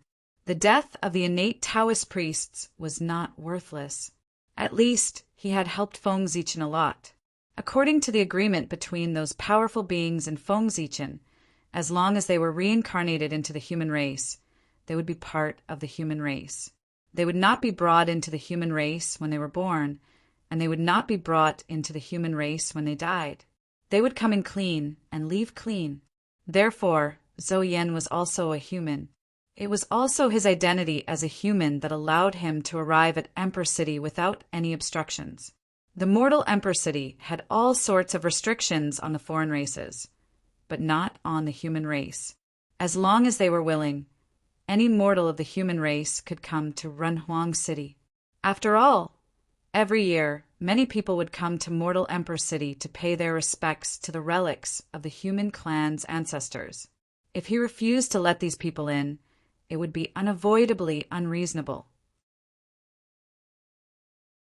Therefore, mortal Emperor City had no restrictions on humans. They could come and go as they pleased. Anyway, mortal Emperor City was big enough. No matter how many cultivators came, it would be able to accommodate them. After arriving at mortal Emperor City, Zhou Yan carefully tidied up his messy clothes before walking towards the treasure room. As soon as he entered the treasure room, before Zhou Yan saw Dao ancestor Hongjun, he first saw Lai Ko, who was reading seriously.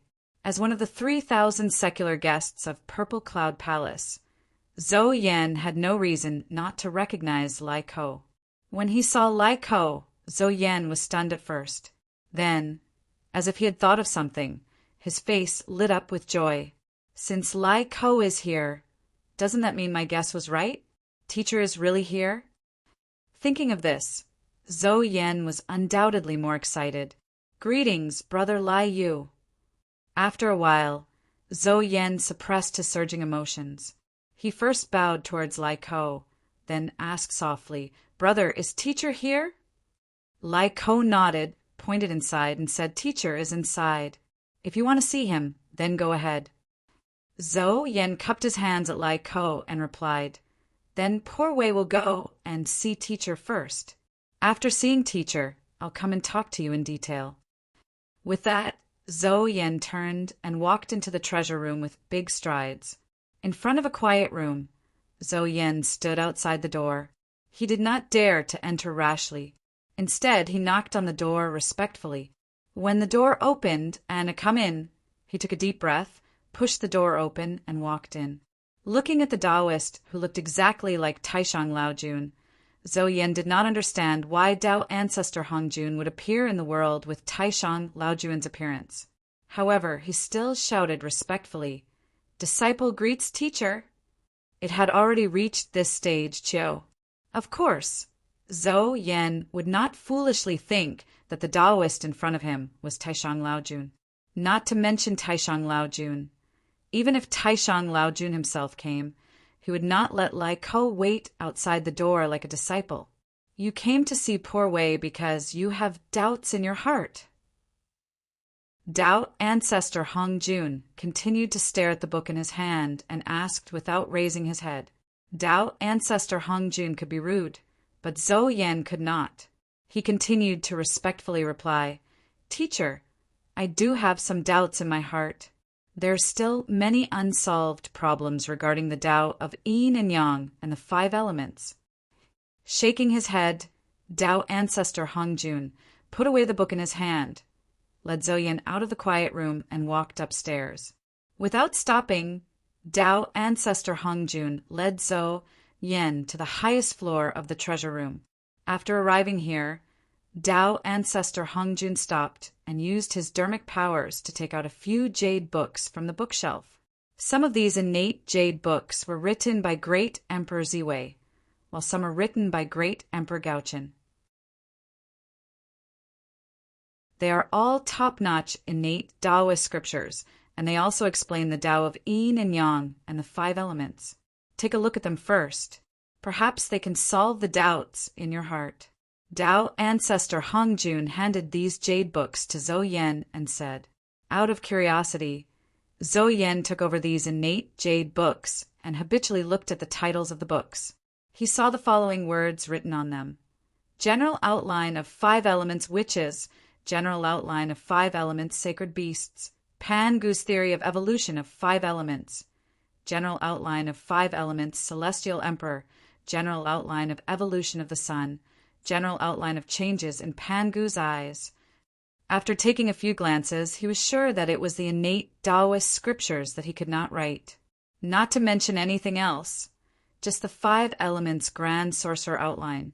If one did not come into contact with the 5 Elements Grand Sorcerer, it would be impossible to write it. There was also the 5 Elements Celestial Emperor Grand Outline, which was about the 5 celestial emperors of the human race, led by the Eastern Green Emperor. These 5 celestial emperors operated the 5 elements of heaven and earth and have been celestial emperors for a total of 5 million years. Their Tao could indeed explain the Tao of the 5 elements. Similarly, if one did not come into contact with the 5 elements celestial emperor, they would not be able to write such an innate Taoist scripture. There was also the Sun and Moon Evolution Grand Outline, and Panga's Eyes Grand Outline. These were top-notch Taoist scriptures that explain the Tao of Yin and Yang. If one did not study the Sun and Moon for many years, they would not be able to write such innate Taoist scriptures. There was also the Taoist scripture about Pangu. This was the innate Taoist scripture that only the authentic Pangu could write. Well, they were all top-notch innate Taoist scriptures. Naturally, Zhou Yan could not write them. Moreover, from the names of these scriptures, one could tell that these scriptures were very useful to him. It was a field that he had never come into contact with before. Thank you for your guidance, teacher. After accepting these innate Taoist scriptures, Zhou Yan thanked Tao ancestor Hongjun. However, Tao ancestor Hongjun shook his head and did not accept his gratitude. Instead, he said, "These scriptures are all from the human clan. If you want to thank someone, you should thank the human clan. Why are you thanking the poor Wei, an old Taoist?" Zhou Yan came to a realization and said, "Indeed, I should thank the human clan. I owe the human emperor a big favor and will definitely repay it in the future. However, without your guidance, how could I come here and find these innate Taoist scriptures?" You, shaking his head, Tao ancestor Hongjun could not help but laugh. It was not Tao ancestor Hongjun's fault for doing him a favor. It was because most of the problems that his disciples had to face could be found in the human clan. Since that was the case, why should he waste his breath to solve his disciples' doubts? Wouldn't it be better to just find the innate Taoist scriptures that they needed and give them to them so that they could comprehend them themselves? This way, it would save him a lot of trouble. Although doing so would make these people Feng Zichen a big favor. However, Tao ancestor Hong Jun did not care at all. He could use this matter to let his disciples realize that the great Tao was difficult to find. Anyone who wanted to achieve the great Tao had to pay a price. After obtaining the Taoist scriptures, Zhou Yan stayed in the treasure room and began to comprehend the innate Taoist scriptures like Lai Ko. As for the merit points needed to borrow these innate Taoist scriptures, they did not need to hand them over. This was because these merit points were nothing compared to the favor that they owed Feng Zichen. Of course, there was no need to be calculative. It was also at this time that many smart people in the human emperor city saw through Feng Zichen's hint and knew that the new manager of the treasure room was a hidden expert. After all, they were all cultivators. Not many of them were not smart. Some things could be understood with a hint.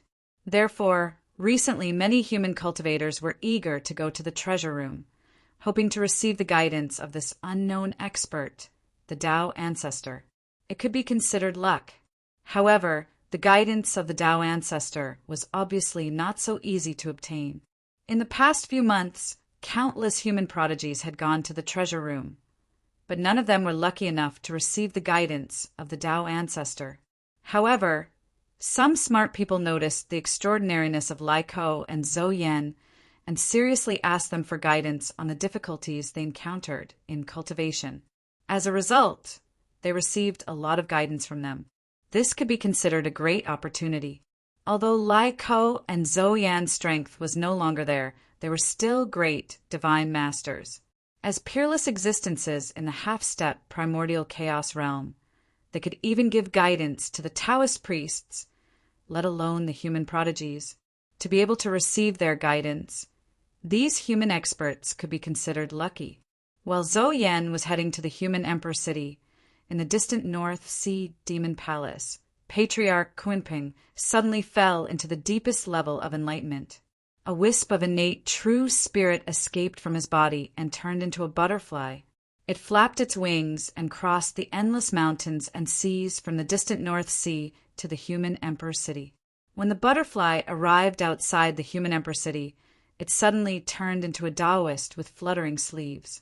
He was unusually free and easy, and his temperament was even more unrestrained. This Taoist called himself Zhuangzhou. His origin and strength were unknown. He sang a Taoist song and strode toward the human emperor city. In the past, Zhuangzhou dreamed of butterflies, vivid butterflies. He said that he was suitable for Ji and did not know Zhou. Suddenly, he felt that he was suitable for Zhou. He did not know that Zhou's dream was butterflies and the butterfly's dream was Zhou. There must be a difference between Zhou and butterflies. This is called materialization. Zhuangzhou dreamed of butterflies? No, it's Kunping. Why did he come to the human emperor city? Previously, when many great divine masters signed the agreement with Feng Zichen, Patriarch Kunping was not included. The reason was very simple. Behind Patriarch Kunping stood an ancient, innate divine master. It was the primordial chaos Daluo Jinxian, who was of the same generation as Tao ancestor Hongjun. With his help, Patriarch Kunping did not need to split his divine consciousness to enter the human race to achieve Tao. Unexpectedly, in the end, he still split a wisp of divine consciousness and came to the human race. However, Feng Zichen did not stop Patriarch Kunping's real spirit incarnation and did not let him enter the human emperor city. Patriarch Kunping was Feng Zichen's ally, and they signed the alliance agreement under the witness of the great Tao. Unless the great Tao decayed, or Patriarch Kunping's strength surpassed the great Tao. Otherwise, Patriarch Kunping could only be Feng Zichen's ally for the rest of his life, standing firmly on the same side with him. If he violated the alliance agreement, the great Tao would never let Patriarch Kunping go. Not to mention that there was an extremely ancient primordial chaos Daluo Jinxian behind him. Even if there was a chaos demon god behind him, it would be useless. He would definitely end up extremely miserable. Therefore, Patriarch Kunping could be said to be Feng Zichen's staunch ally. His attitude towards allies was naturally different from other great divine masters. If there was no agreement, then there was no agreement. After all, the two of them were allies. Feng Zichen did not want to argue with him. After Zhou entered the human emperor city, he followed the feeling in his heart and came all the way to the treasure room. He saw Dao ancestor Hongjun, who was fake Taishang Laojun, and began to ask him. As usual, Dao ancestor Hongjun found him a lot of Khanate Daoist scriptures and asked him to slowly comprehend them. Just like that, time passed by minute. Not long after, about 100 years, the three realms suddenly shook. 5 earth-shattering auras suddenly spread out and swept across the entire 3 realms. Under the impact of these 5 auras, the radiance of the sun and the moon dimmed a lot. Even the operation of the rules of heaven and earth was affected. Someone was going to achieve Tao, and it was not just one person, but 5 people achieving Tao at the same time. 5 people achieving Tao in a day. Was this a repeat of the ancient times when 5 saints were born in a day? It was also the phenomenon of 5 people achieving Tao at the same time. The moment it appeared, Feng Zichen suddenly felt that the destiny of the human race was different. It was constantly rolling and giving birth to endless phenomena. This was the sign of the birth of the human king. After Jiang Huan, a new human king was born in the human race. It was only Duke Jin Jiwen. After Guanzhong passed away, the national power of the state of Qi weakened day by day. On the other hand, Duke Jin was supported by the incarnations of the 5 great divine masters. The national power grew stronger day by day and seized the hegemony from the state of Qi, becoming the new generation of overlords. It was also because of this that the destiny of the various countries shifted and gathered on Duke Jin Jiwen, causing his status to improve further. He rose from the duke to the human king. The 5 great divine masters who supported Jiwen were also able to enter the long river of time and space at the moment of Jiwen's promotion. They saw the future that they wanted to see and comprehended it. They took the crucial step and cultivated to the realm of primordial chaos Daluo Jinxian. However, like Guanzhong, if they wanted to truly achieve Tao, they still needed the incarnation of the human race to die of old age and sever their karma with the human race. Only then could they truly achieve perfection.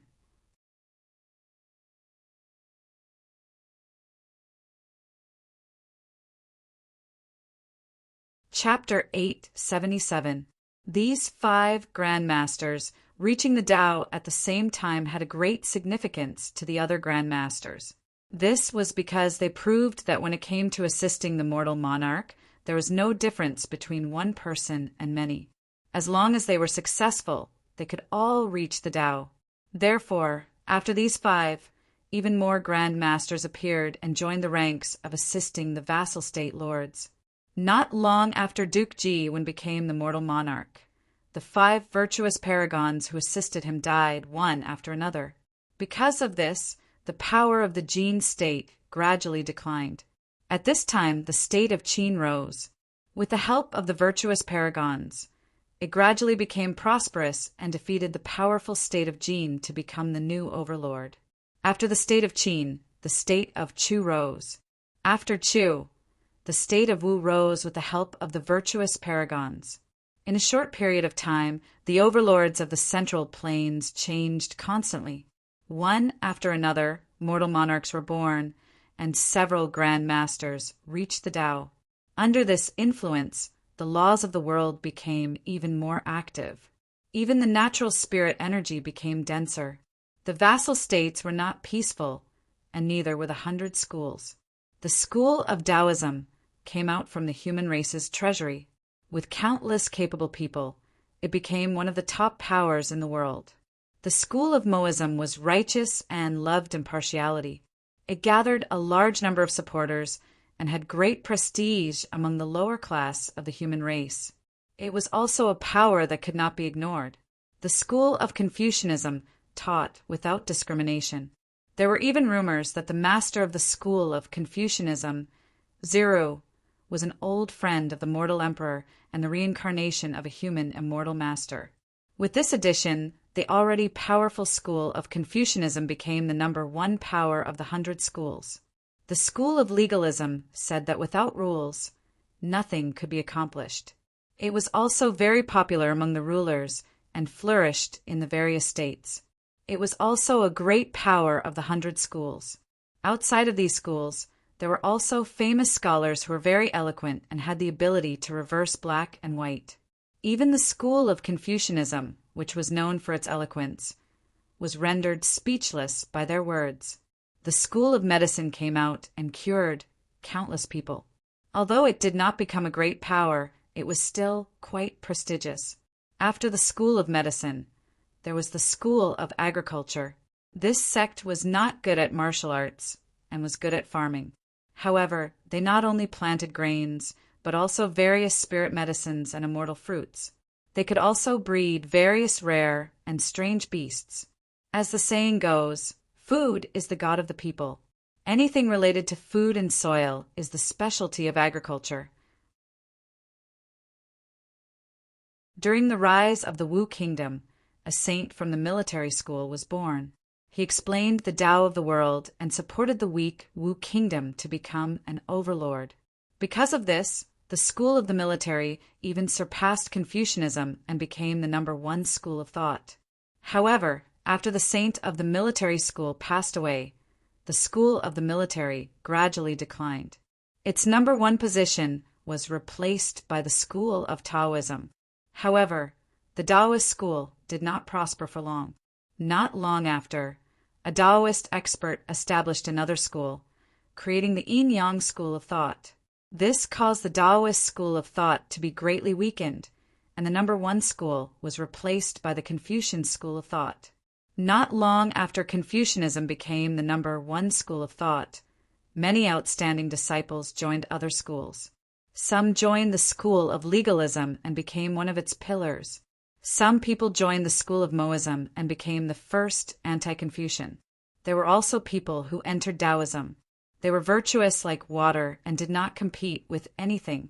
There were also many Confucian disciples in the school of agriculture and the school of medicine. Not long after Confucianism declined, the school of vertical and horizontal disciples joined the world and became the guests of the various kingdoms.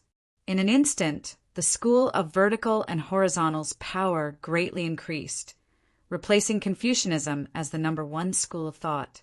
Unfortunately, not long after the school of vertical and horizontal dominated the 100 schools of thought, the school of legalism rose up and became the political representative of the commoners. In terms of politics, they could be said to be unrivaled. They emphasized, "Don't be too close, don't be too lowly, and must be dealt with according to the law." The strict law became a tool to rule the country. The commoners enjoyed equal rights, and the country became more and more prosperous.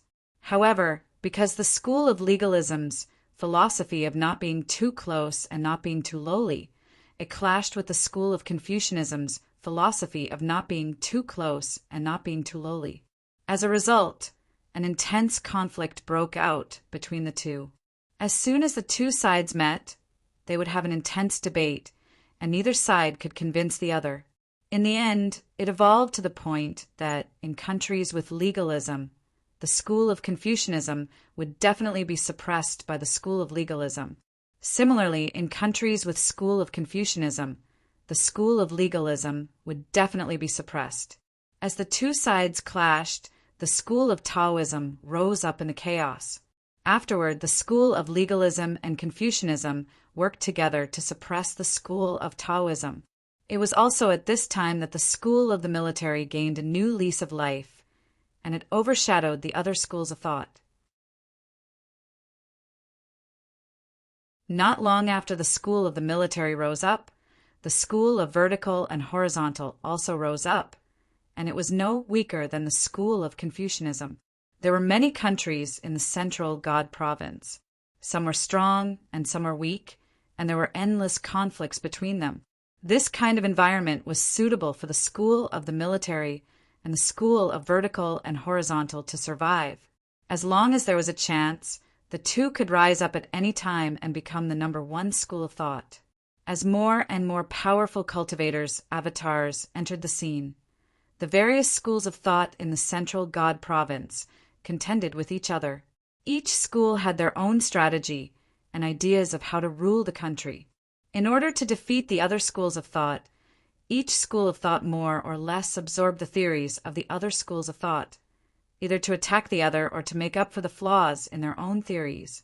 However, every school of thought had its own specialties and strengths, as well as its weaknesses. None of them could be said to be perfect. It was also at this time that someone proposed to combine Confucianism, ink, and method of nomenclature, and integrate all the schools of thought. They wanted to combine the theories of the various schools of thought and create their own school of miscellany. The school of miscellany specialties were gathering the virtues of Confucianism, ink, and method of nomenclature. Although the school of miscellany focused on Tao and gathered the theories of many schools of thought, through gathering the opinions of various schools of thought, they carried out their political intentions and academic ideas, so they could also be called a school of thought. However, there was no doubt that ever since the school of miscellany was born, it was disliked by the other schools of thought. They believed that it was a thief who stole the ideas of the other schools of thought and made it their own. At this moment, in the kingdom of Lu, Mozi and Confucian sages suddenly fought in the wilderness because of their differences in ideals. Both of them had the bodies of mortals, and there was not a shred of mana in their bodies. However, because they still had their cultivation from their previous lives, the ripples produced when they fought were enough to make the Daluo Taoist priests tremble in fear. However, the powerful ripples did not cause the slightest bit of damage to the surrounding mountains, rivers, plants, flowers, birds, fishes, and insects. This was because the battle between the two was a battle of ideals, a battle of the Tao. Therefore, when the two fought, they competed in their understanding of the heavenly Tao and their control of the laws of heaven and earth, not the strength of their mana. Because of this, the battle between the two in the eyes of outsiders was just an ordinary bickering. However, in the eyes of those with high cultivation, it was abnormally terrifying. Conformist sages, at a certain moment, Mozi used the school of Mozi's ability, and the laws of heaven and earth around him suddenly condensed into one, surrounding Mozi and forming an absolute defense. At this moment, Confucian sage's ability came crashing down. The passing of time is like the passing of time, unwilling to give up day and night. This sentence was originally said by Confucian sages on the river, and the passing of time was like the river, flowing forward regardless of day and night. However, under the augmentation of the Confucian mystical ability, the absolute law of words, this sentence directly turned into a powerful time mystical ability. In the blink of an eye, the sea turned into mulberry fields and endless time passed. Unfortunately, the school of Mozi's conformist sages were not weak. No matter how much time flowed, it could not break Mozi's ability. However, the school of Mozi was good at defense and not good at offense. Although Confucian sages could not break Mozi's ability, Mozi could not break Confucian sage's ability and hurt him. After the two were in a deadlock for a few days, Mozi suddenly stopped his ability and turned to leave. However, before he left, Mozi said, "Ziru, although I could not convince you this time, you could not convince me either. Since that is the case, let's wait until the next gathering of the 100 families, and then we will decide who is better." After he finished speaking, Mozi left. Yes, he left in the form of teleportation. Although he was a mortal with Mozi's realm, he had already become one with heaven and earth. Wherever he stood, he was the master of heaven and earth, and he could use the power of heaven and earth for his own use. This method was far superior to the Daluo, Taoist priests. It was just teleportation, and it was too easy. As for the gathering of the 100 families mentioned by Mozi, it was suggested by a Taoist master. That person said, "Everyone reincarnated into the human race, not to fight to the death, but to attain Tao. There is no need to become enemies." Therefore, he suggested that everyone gather together every once in a while and exchange what they'd obtained. If by any chance they obtained some gains, they would be able to gain instant comprehension and become a Chaos Golden Immortal, and it would be a good story. This Taoist expert's suggestion was immediately approved by everyone. Just as he said, they were not enemies. Putting this matter aside, everyone was from the Xian sect, and they had all listened to the Taoist master's teachings. They were fellow cultivators and good friends. There was indeed no need to fight to the death. Finding time to exchange what they have learned would be more helpful for them to attain Tao. If they were inspired, it would not be a joke to attain Tao immediately. There was a precedent for this. Lai Ko, Zhou Yan, and Zhuangzhou discussed Tao in the treasure room. They discussed the Khanate 5 manifestations and the mysteries of yin and yang and the 5 elements.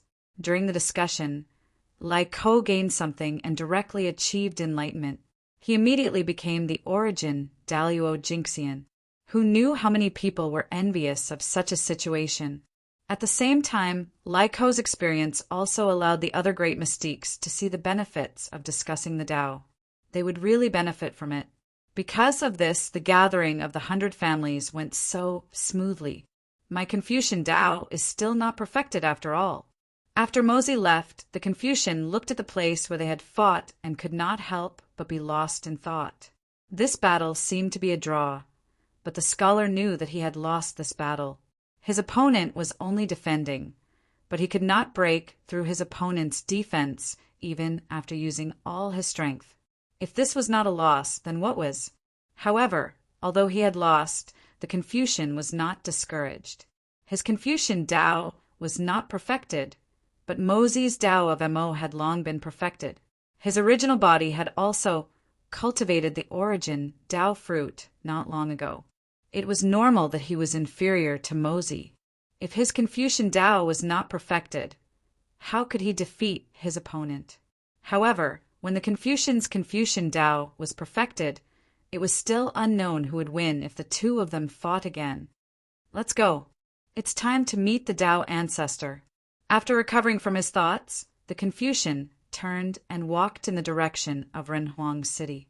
He still had many doubts about the Confucian Tao, so he planned to ask the Tao ancestor. Feng Zichen was indeed inferior to Tao ancestor Hongjun. This was an indisputable fact. Tao ancestor Hongjun was a genuine Wuji Daluo Jinxian, while Feng Zichen was only an origin Daluo Jinxian. The gap of a large realm was not just a matter of words. Although Feng Zichen was confident that he could surpass Tao ancestor Hongjun if given enough time, that was also the future. It did not affect the fact that he was inferior to Tao ancestor Hongjun now. Feng Zichen would not deny that he was inferior to Tao ancestor Hongjun. Moreover, it was not shameful to ask Tao ancestor Hongjun for advice. It was not the first time Feng Zichen had done so. Not to mention, only Tao ancestor Hongjun could give Ziru the answer to his doubts about the Confucian Tao. That was because Tao ancestor Hongjun was the heavenly Tao. In the entire untainted world, there was no one who understood the heavenly Tao better than him. As for the Confucian Tao, it was called the Confucian Tao, but it was actually the righteous Tao of heaven. That's right. In this reincarnation, Xianqing had changed his great Tao to comprehend the heavenly Tao. No, that's not right. It was not strict to say that he had changed his cultivation. Strictly speaking, Xianqing had sublimated the Tao that he had cultivated, making his intention higher. When Ziru was Xianqing in his previous life, he cultivated the Tao of the 9 heavens clear qi, also known as the Tao of the Khanate Clear Qi. He specialized in cultivating the Khanate Clear Qi. After Xianqing reincarnated as Ziru, he sublimated his Tao of the Khanate Clear Qi and upgraded it to the Tao of Heaven. There's a saying that when Pangu split open the sky, the clear Qi rose and the turbid Qi fell. After the clear Qi rose, it became the sky. The clear Qi referred to the Khanate Clear Qi. In other words, the Khanate Clear Qi was the sky. Now, Ziru had turned the Khanate Clear Qi into the Tao of Heaven. It was an action that was in line with the Khanate Clear Qi. The Tao of Heaven was the righteous Tao of heaven and earth. It symbolized the righteous side of the heavenly Tao and was opposite to the turbid Qi. In other words, the Tao of Heaven was related to the Tao of Heaven. There was no one more suitable than Tao Ancestor when it came to matters related to the Tao of Heaven. Tao Ancestor was the Tao of Heaven. No one understood himself better than him. However, it was also because of the upgrade of the Khanate Clear Qi that Xianqing's cultivation method was no longer suitable for Ziru. Similarly, Ziru was afraid that Xianqing's understanding of the heavenly Tao would affect him. Hence, he abandoned everything that belonged to Xianqing. He abandoned everything. Power, status, divine spells, laws, and even cultivation. He came to the heavenly Tao with a new attitude. Hence, when Ziru was born, countless great mediums felt it. The heavenly Tao shook. His qi swallowed the universe and swallowed the essence of all things in the universe. It was unparalleled and unprecedented. He could be said to be a natural saint. However, perhaps because he abandoned everything that belonged to Xianqing, Ziru had never cultivated. To be more precise, he had never cultivated his Dharma power. Now, Ziru only cared about the state. He only wanted to cultivate the state. Other than the state, he did not ask for anything else. Whether it was profound Dharma power or a strong physical body, he did not ask for them. Ziru's attitude made the disciples of the Jia sect anxious. If he did not cultivate, when would he be able to return to the peak of the great fulfillment of the sage-to-be? If he did not return to the peak, he would not be able to refine the origin Tao fruit and cultivate to the realm of the origin Daluo Jingxian.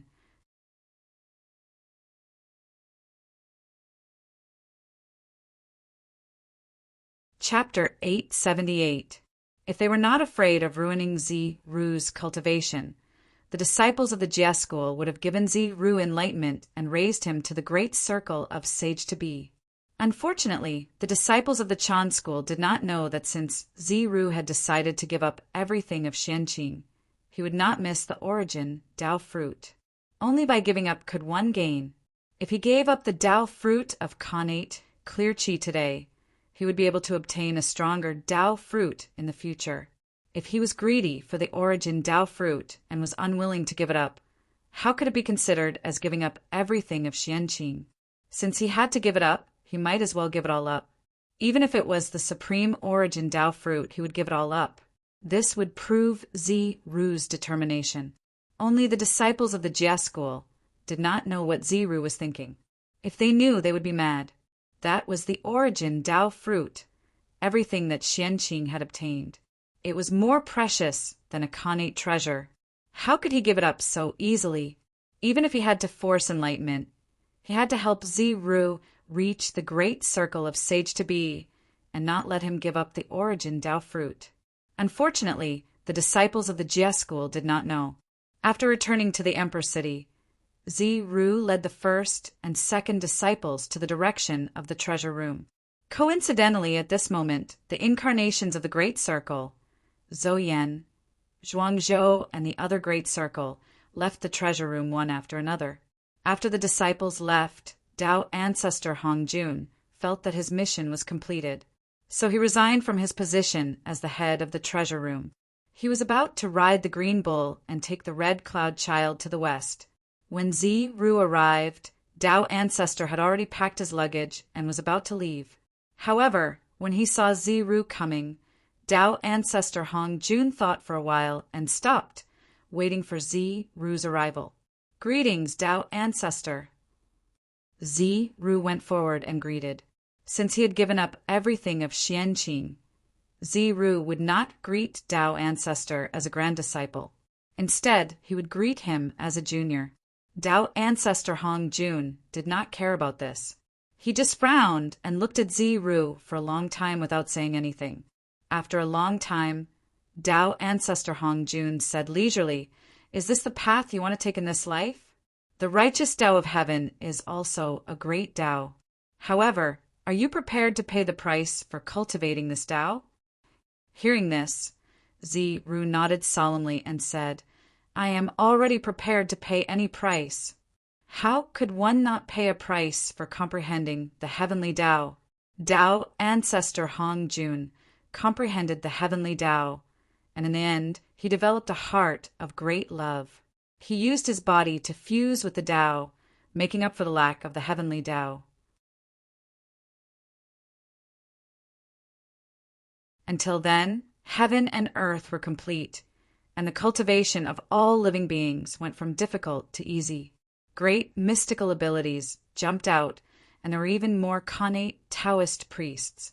Before the Tao Ancestor had merged with the Tao, in the era of the ferocious beasts and the era of the three races, how could there be so many great mediums coexisting in the same era?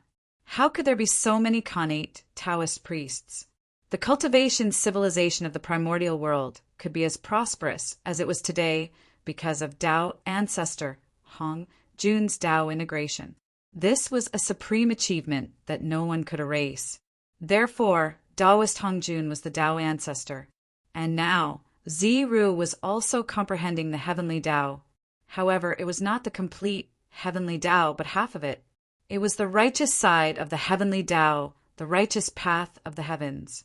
After Tao Ancestor Hong Jun comprehended the heavenly Tao, he chose to fuse with the Tao. Although Ru had only comprehended half of the heavenly Tao, it was still the heavenly Tao. When he comprehended it to the end, he would pay an unimaginable price and would not be able to escape the fate of fusing with the world.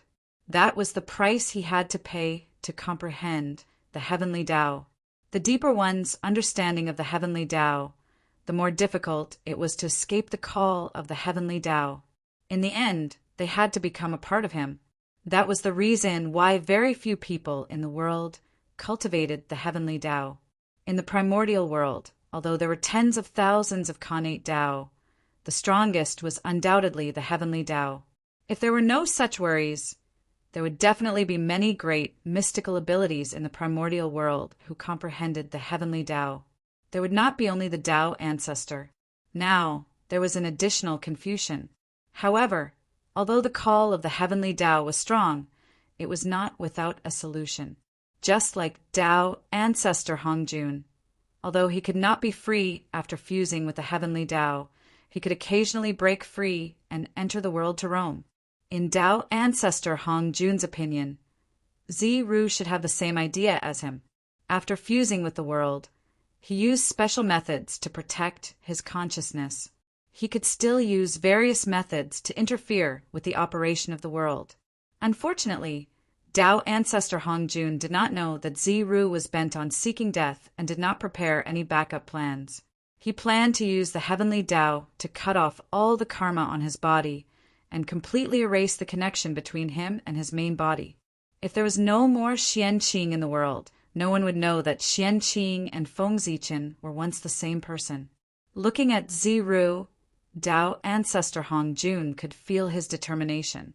Therefore, he did not persuade him to turn back. He only said, "Are you here to ask the poor way about the mysteries of the heavenly Tao?" Ru nodded and replied, "Yes, please guide me, sir." Without answering Ru's question first, Tao Ancestor Hong Jun led the green ox and walked towards the west. He gestured for Ru to follow. Follow the poor way on the last leg of the journey. When Ru heard that, he hurriedly followed. On the way, Tao Ancestor Hong Jun explained his understanding of the heavenly Tao to Ru as he rushed. The Tao of heaven is beneficial but not harmful. The Tao of man is to fight for it. The Tao of heaven is like a bow.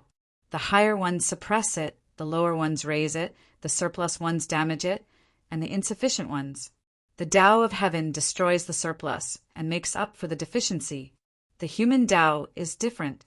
It destroys the deficiency and provides the surplus. Who can have the surplus to serve the world? There is only the Tao.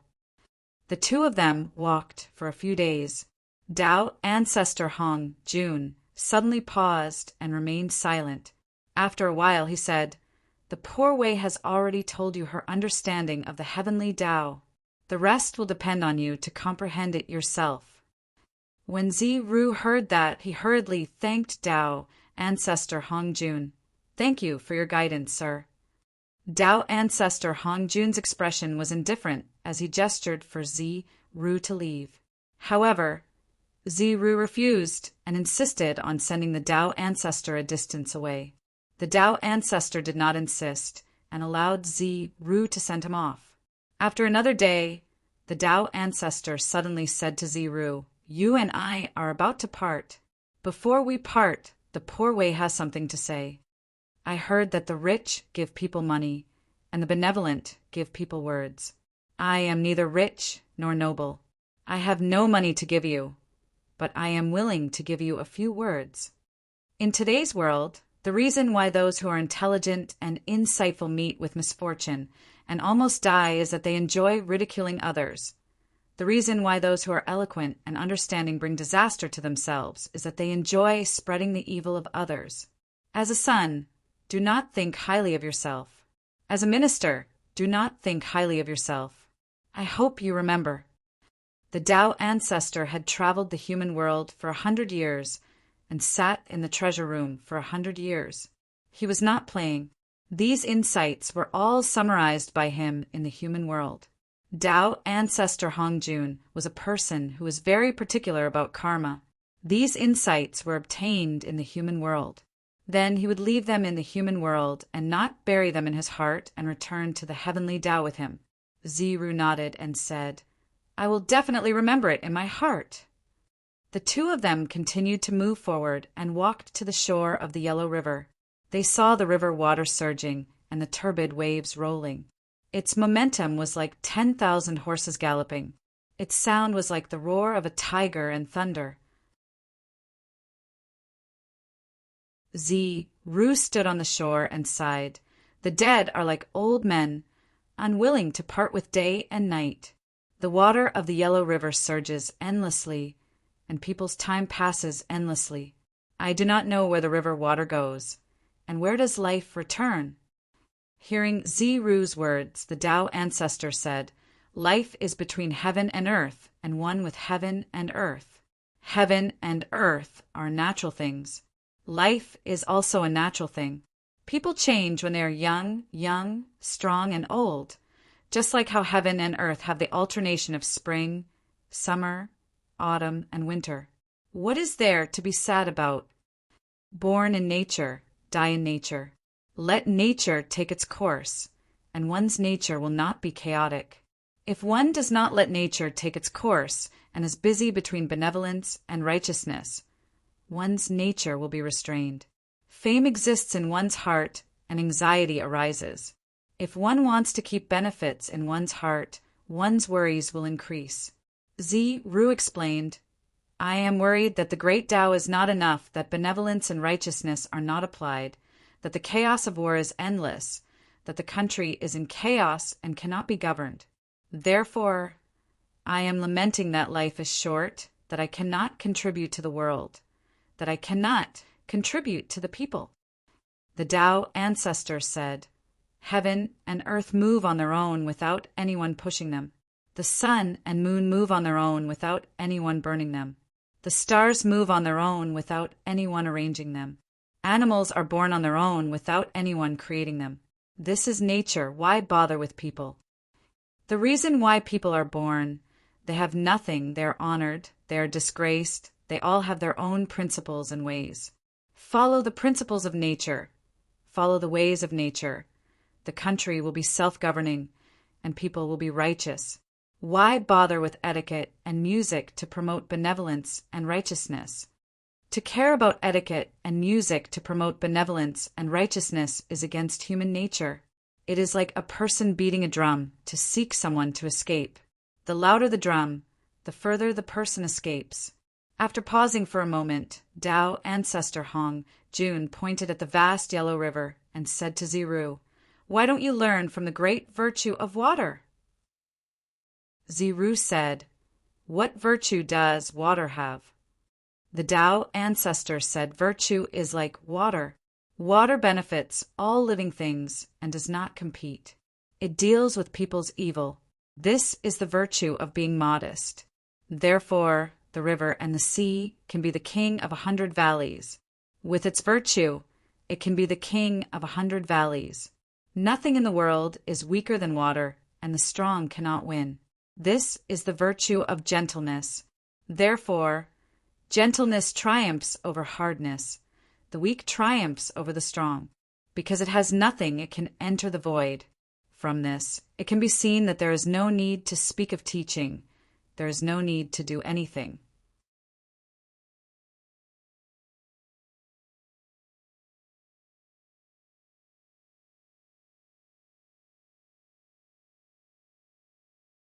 His real spirit merged with the heaven and earth and returned to the heaven and earth, becoming a part of the heaven and earth.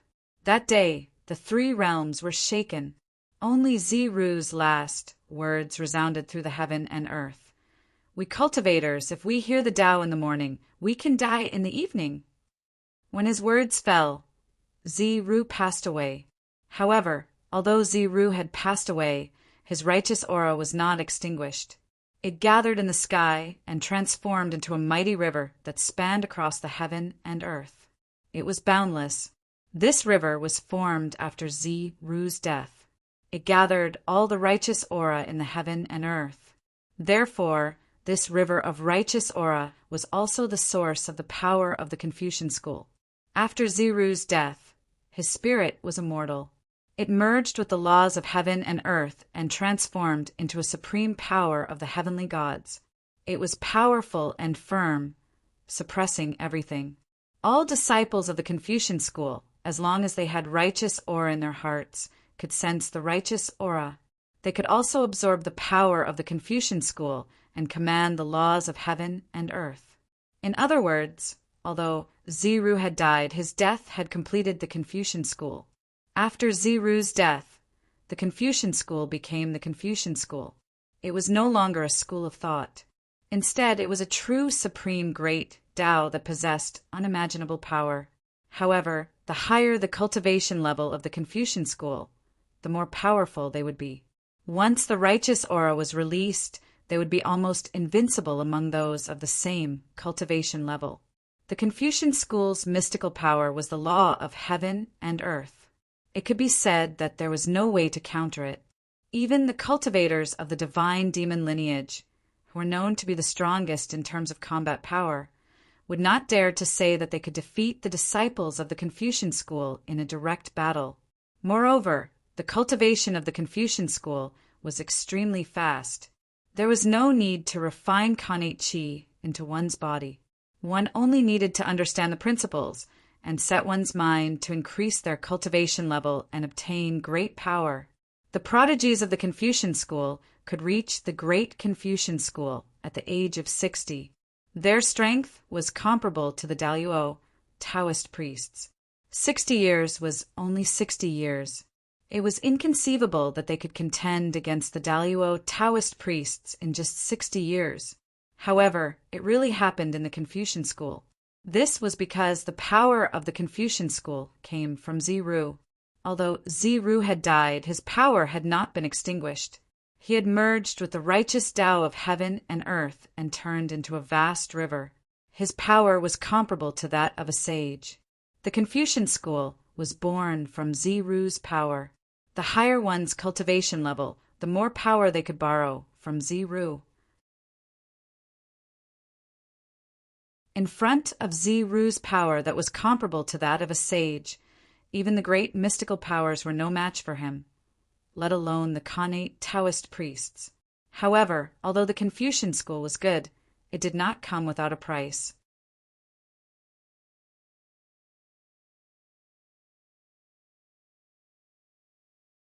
Chapter 879. That was, the disciples of the Confucian way would not be able to live forever. No matter how talented you are, how beautiful you are, and how strong you are, you still can't escape death.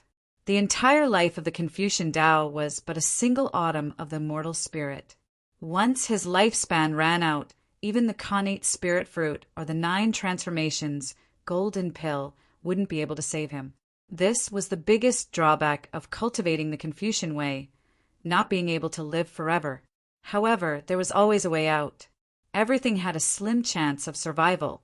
Although Confucian cultivators couldn't live forever, they could become gods after death and switch to the burning incense, divine Tao. In the future, they might be able to prove the great Tao again. The 10 grades of Confucianism, from the lowest to the highest, corresponded to the 9 realms of cultivation, namely the acquired realm, the connate realm, the earth immortal, the celestial immortal, the Xian immortal, the golden immortal, the Taoist lord of Tai, the Daluo Taoist priests, the sage-to-be, and the primeval Daluo Jingxian.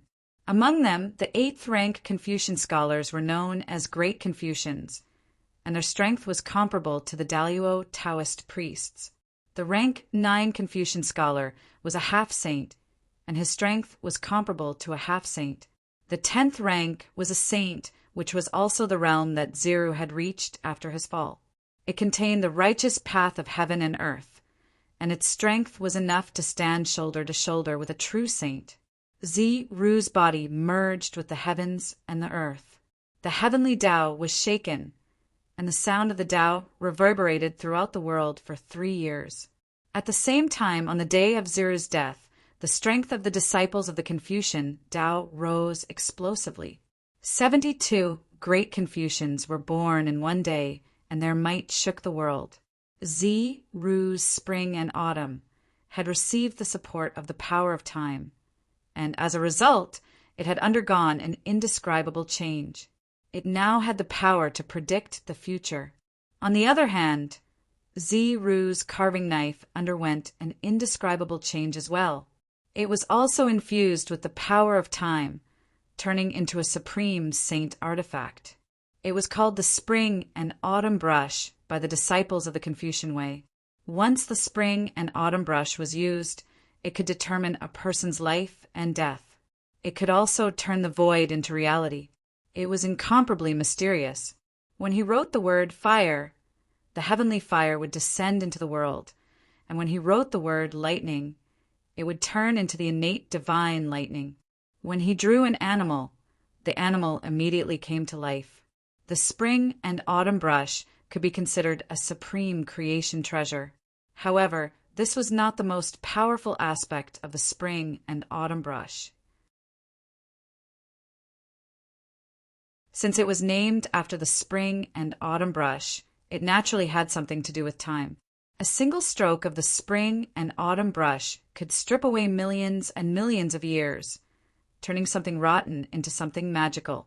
And when the Spring and Autumn Brush and Spring and Autumn were combined, they could even interfere with the future. By writing something that had never happened in the Spring and Autumn annals with a brush, it would become a reality not long after. It would become something that was destined to happen. When the 2 treasures were combined, it would be a Confucian Tao sacred artifact. Its power would not be inferior to a connate cardinal treasure. However, this treasure could not be used frequently because what it consumed was not magic power, but the fate of the scholarly faction. Body as one with heaven and earth. True spirit returning to heaven and earth? How could it be? How could Xianqing? In the Shanqing Hall on Golden Ao Island, the Grand Master of Heaven lost his composure when he saw the Xianqing's body merge with the world and his true spirit return to the primordial world. Xianqing was his pride, the most outstanding disciple of the Xian sect. How could he fall so easily? Although Xianqing was one with the heavens and earth, he did not really die. But in the eyes of the sect leader of Tongtian and the other great mediums, Xianqing was dead, completely dead. The innate true spirit had returned to heaven and earth. So how could it not be considered as falling? Yes, with Xianqing's realm, The innate true spirit was immortal and indestructible. But how could something that was in the mouth of the heavenly axiom be spat out so easily? What was the difference between merging with the heavenly axiom and not appearing in the world? Not everyone was like Tao ancestor Hongjun. After merging with the heavenly axiom, he could still maintain his true spirit and come out from time to show his presence. Moreover, how could the heavenly axiom at that time be compared to the heavenly axiom now? The heavenly axiom would also improve. Xianqing was one with the heavens and earth now, so he might not be able to come back. How could the sect leader of Tongtian not be heartbroken when his most outstanding disciple fell? Master, I hope that Master can help save eldest senior brother. At this time, a group of disciples of the Jie sect rushed into the Shangqing temple under the lead of Duobao. They bowed to the sect leader of Tongtian and begged him to save Xianqing. However, the one who answered them was the Grand Master of Heaven, who looked defeated. I can't save him. The body is one with the heavens and the earth. This is according to the heavens. Even as a saint, I can't interrupt this process. This is caused by the power of the heavens and earth. As a saint, how can I go against the heavens? The power of a saint was given by the heavenly axiom. How could he go against the will of the heavenly axiom? Therefore, the sect leader of Tongtian couldn't save Xianqing. At this time, Xianqing's last voice came from afar. If one hears the Tao in the morning, one can die in the evening. His voice was ethereal, and it echoed in the Shangqing temple for a long time. After a while, the sect leader of Tongtian shouted, if one hears the Tao in the morning, one can die in the evening. Xianqing is a real person who seeks the Tao. I'm far inferior to him. After that, the sect leader of Tongtian looked at his sorrowful disciples and said softly, well, you don't have to be sad for Xianqing. You should be happy for him. He got what he wanted. He can die without regrets. Why should he be sad for him? This is his own choice. He lived to seek the Tao and he died to seek the Tao. He has no regrets. At this time, all the great mediums had an inexplicable respect for Xianqing in their hearts, because they saw the qualities that a Tao seeker should have in Xianqing. This was a real Tao seeker. In order to seek the Tao, he really abandoned life and death. Yes, compared to the vast and unpredictable Tao, what was life and death? If he could seek the Tao he wanted, even if he died, it would be worth it. When Xianqing was about to die, he must have gotten what he wanted. That was what he wanted all his life. If he could get it, he would die without regrets. He died with a smile. His smile was full of relief and joy. All the great mediums in the untainted land saw this. Therefore, they wouldn't feel sad for Xianqing's death. Instead, they would envy Xianqing for getting what he wanted. Every great mediums had lived for countless years. How many of them hadn't seen through life and death? If they were willing to die to seek the Tao, there would be a lot of them. Unfortunately, if Feng Zichen knew what they were thinking, he would definitely scoff. Getting what he wanted, dying to seek the Tao, those were all fake. The so-called, if one hears the Tao in the morning, one can die in the evening, was just a pretense before he disappeared. As for the relief and joy before his death, it came from the bottom of his heart. After all, after Xianqing died, he didn't have to act anymore. He also didn't have to worry about the trouble after his identity was exposed. The karma between him and the three pure ones was completely broken. Everything was over when a person died. Without all the troubles, how could Xianqing not be relieved and happy? It could only be said that one's imagination was the most fatal. However, although the karma was broken, the guilt in his heart was not so easily broken. It was true that the three pure ones had a grudge against Feng Zichen, but to Xianqing they really raised him as their own son. He could not return this feeling. That's right. Eldest senior brother sacrificed himself for the Tao. That's what he wanted. We should be happy for him, not sad for him. If eldest senior brother was still here, he definitely wouldn't want to see us like this. acting like a little girl. Duobao's realm was profound. He quickly understood Xianqing's choice. He came back to his senses and suppressed the sadness in his heart. He started to talk to his junior brothers and sisters, seeing that their master and senior brother had said so. The disciples of the Jie school couldn't show it even though they were sad. They could only bury it in their hearts. However, it was impossible for them to reveal a smile. They could only remain expressionless and calm. It was also at this moment that a bright green light suddenly burst out from Penglai Island in the East Sea.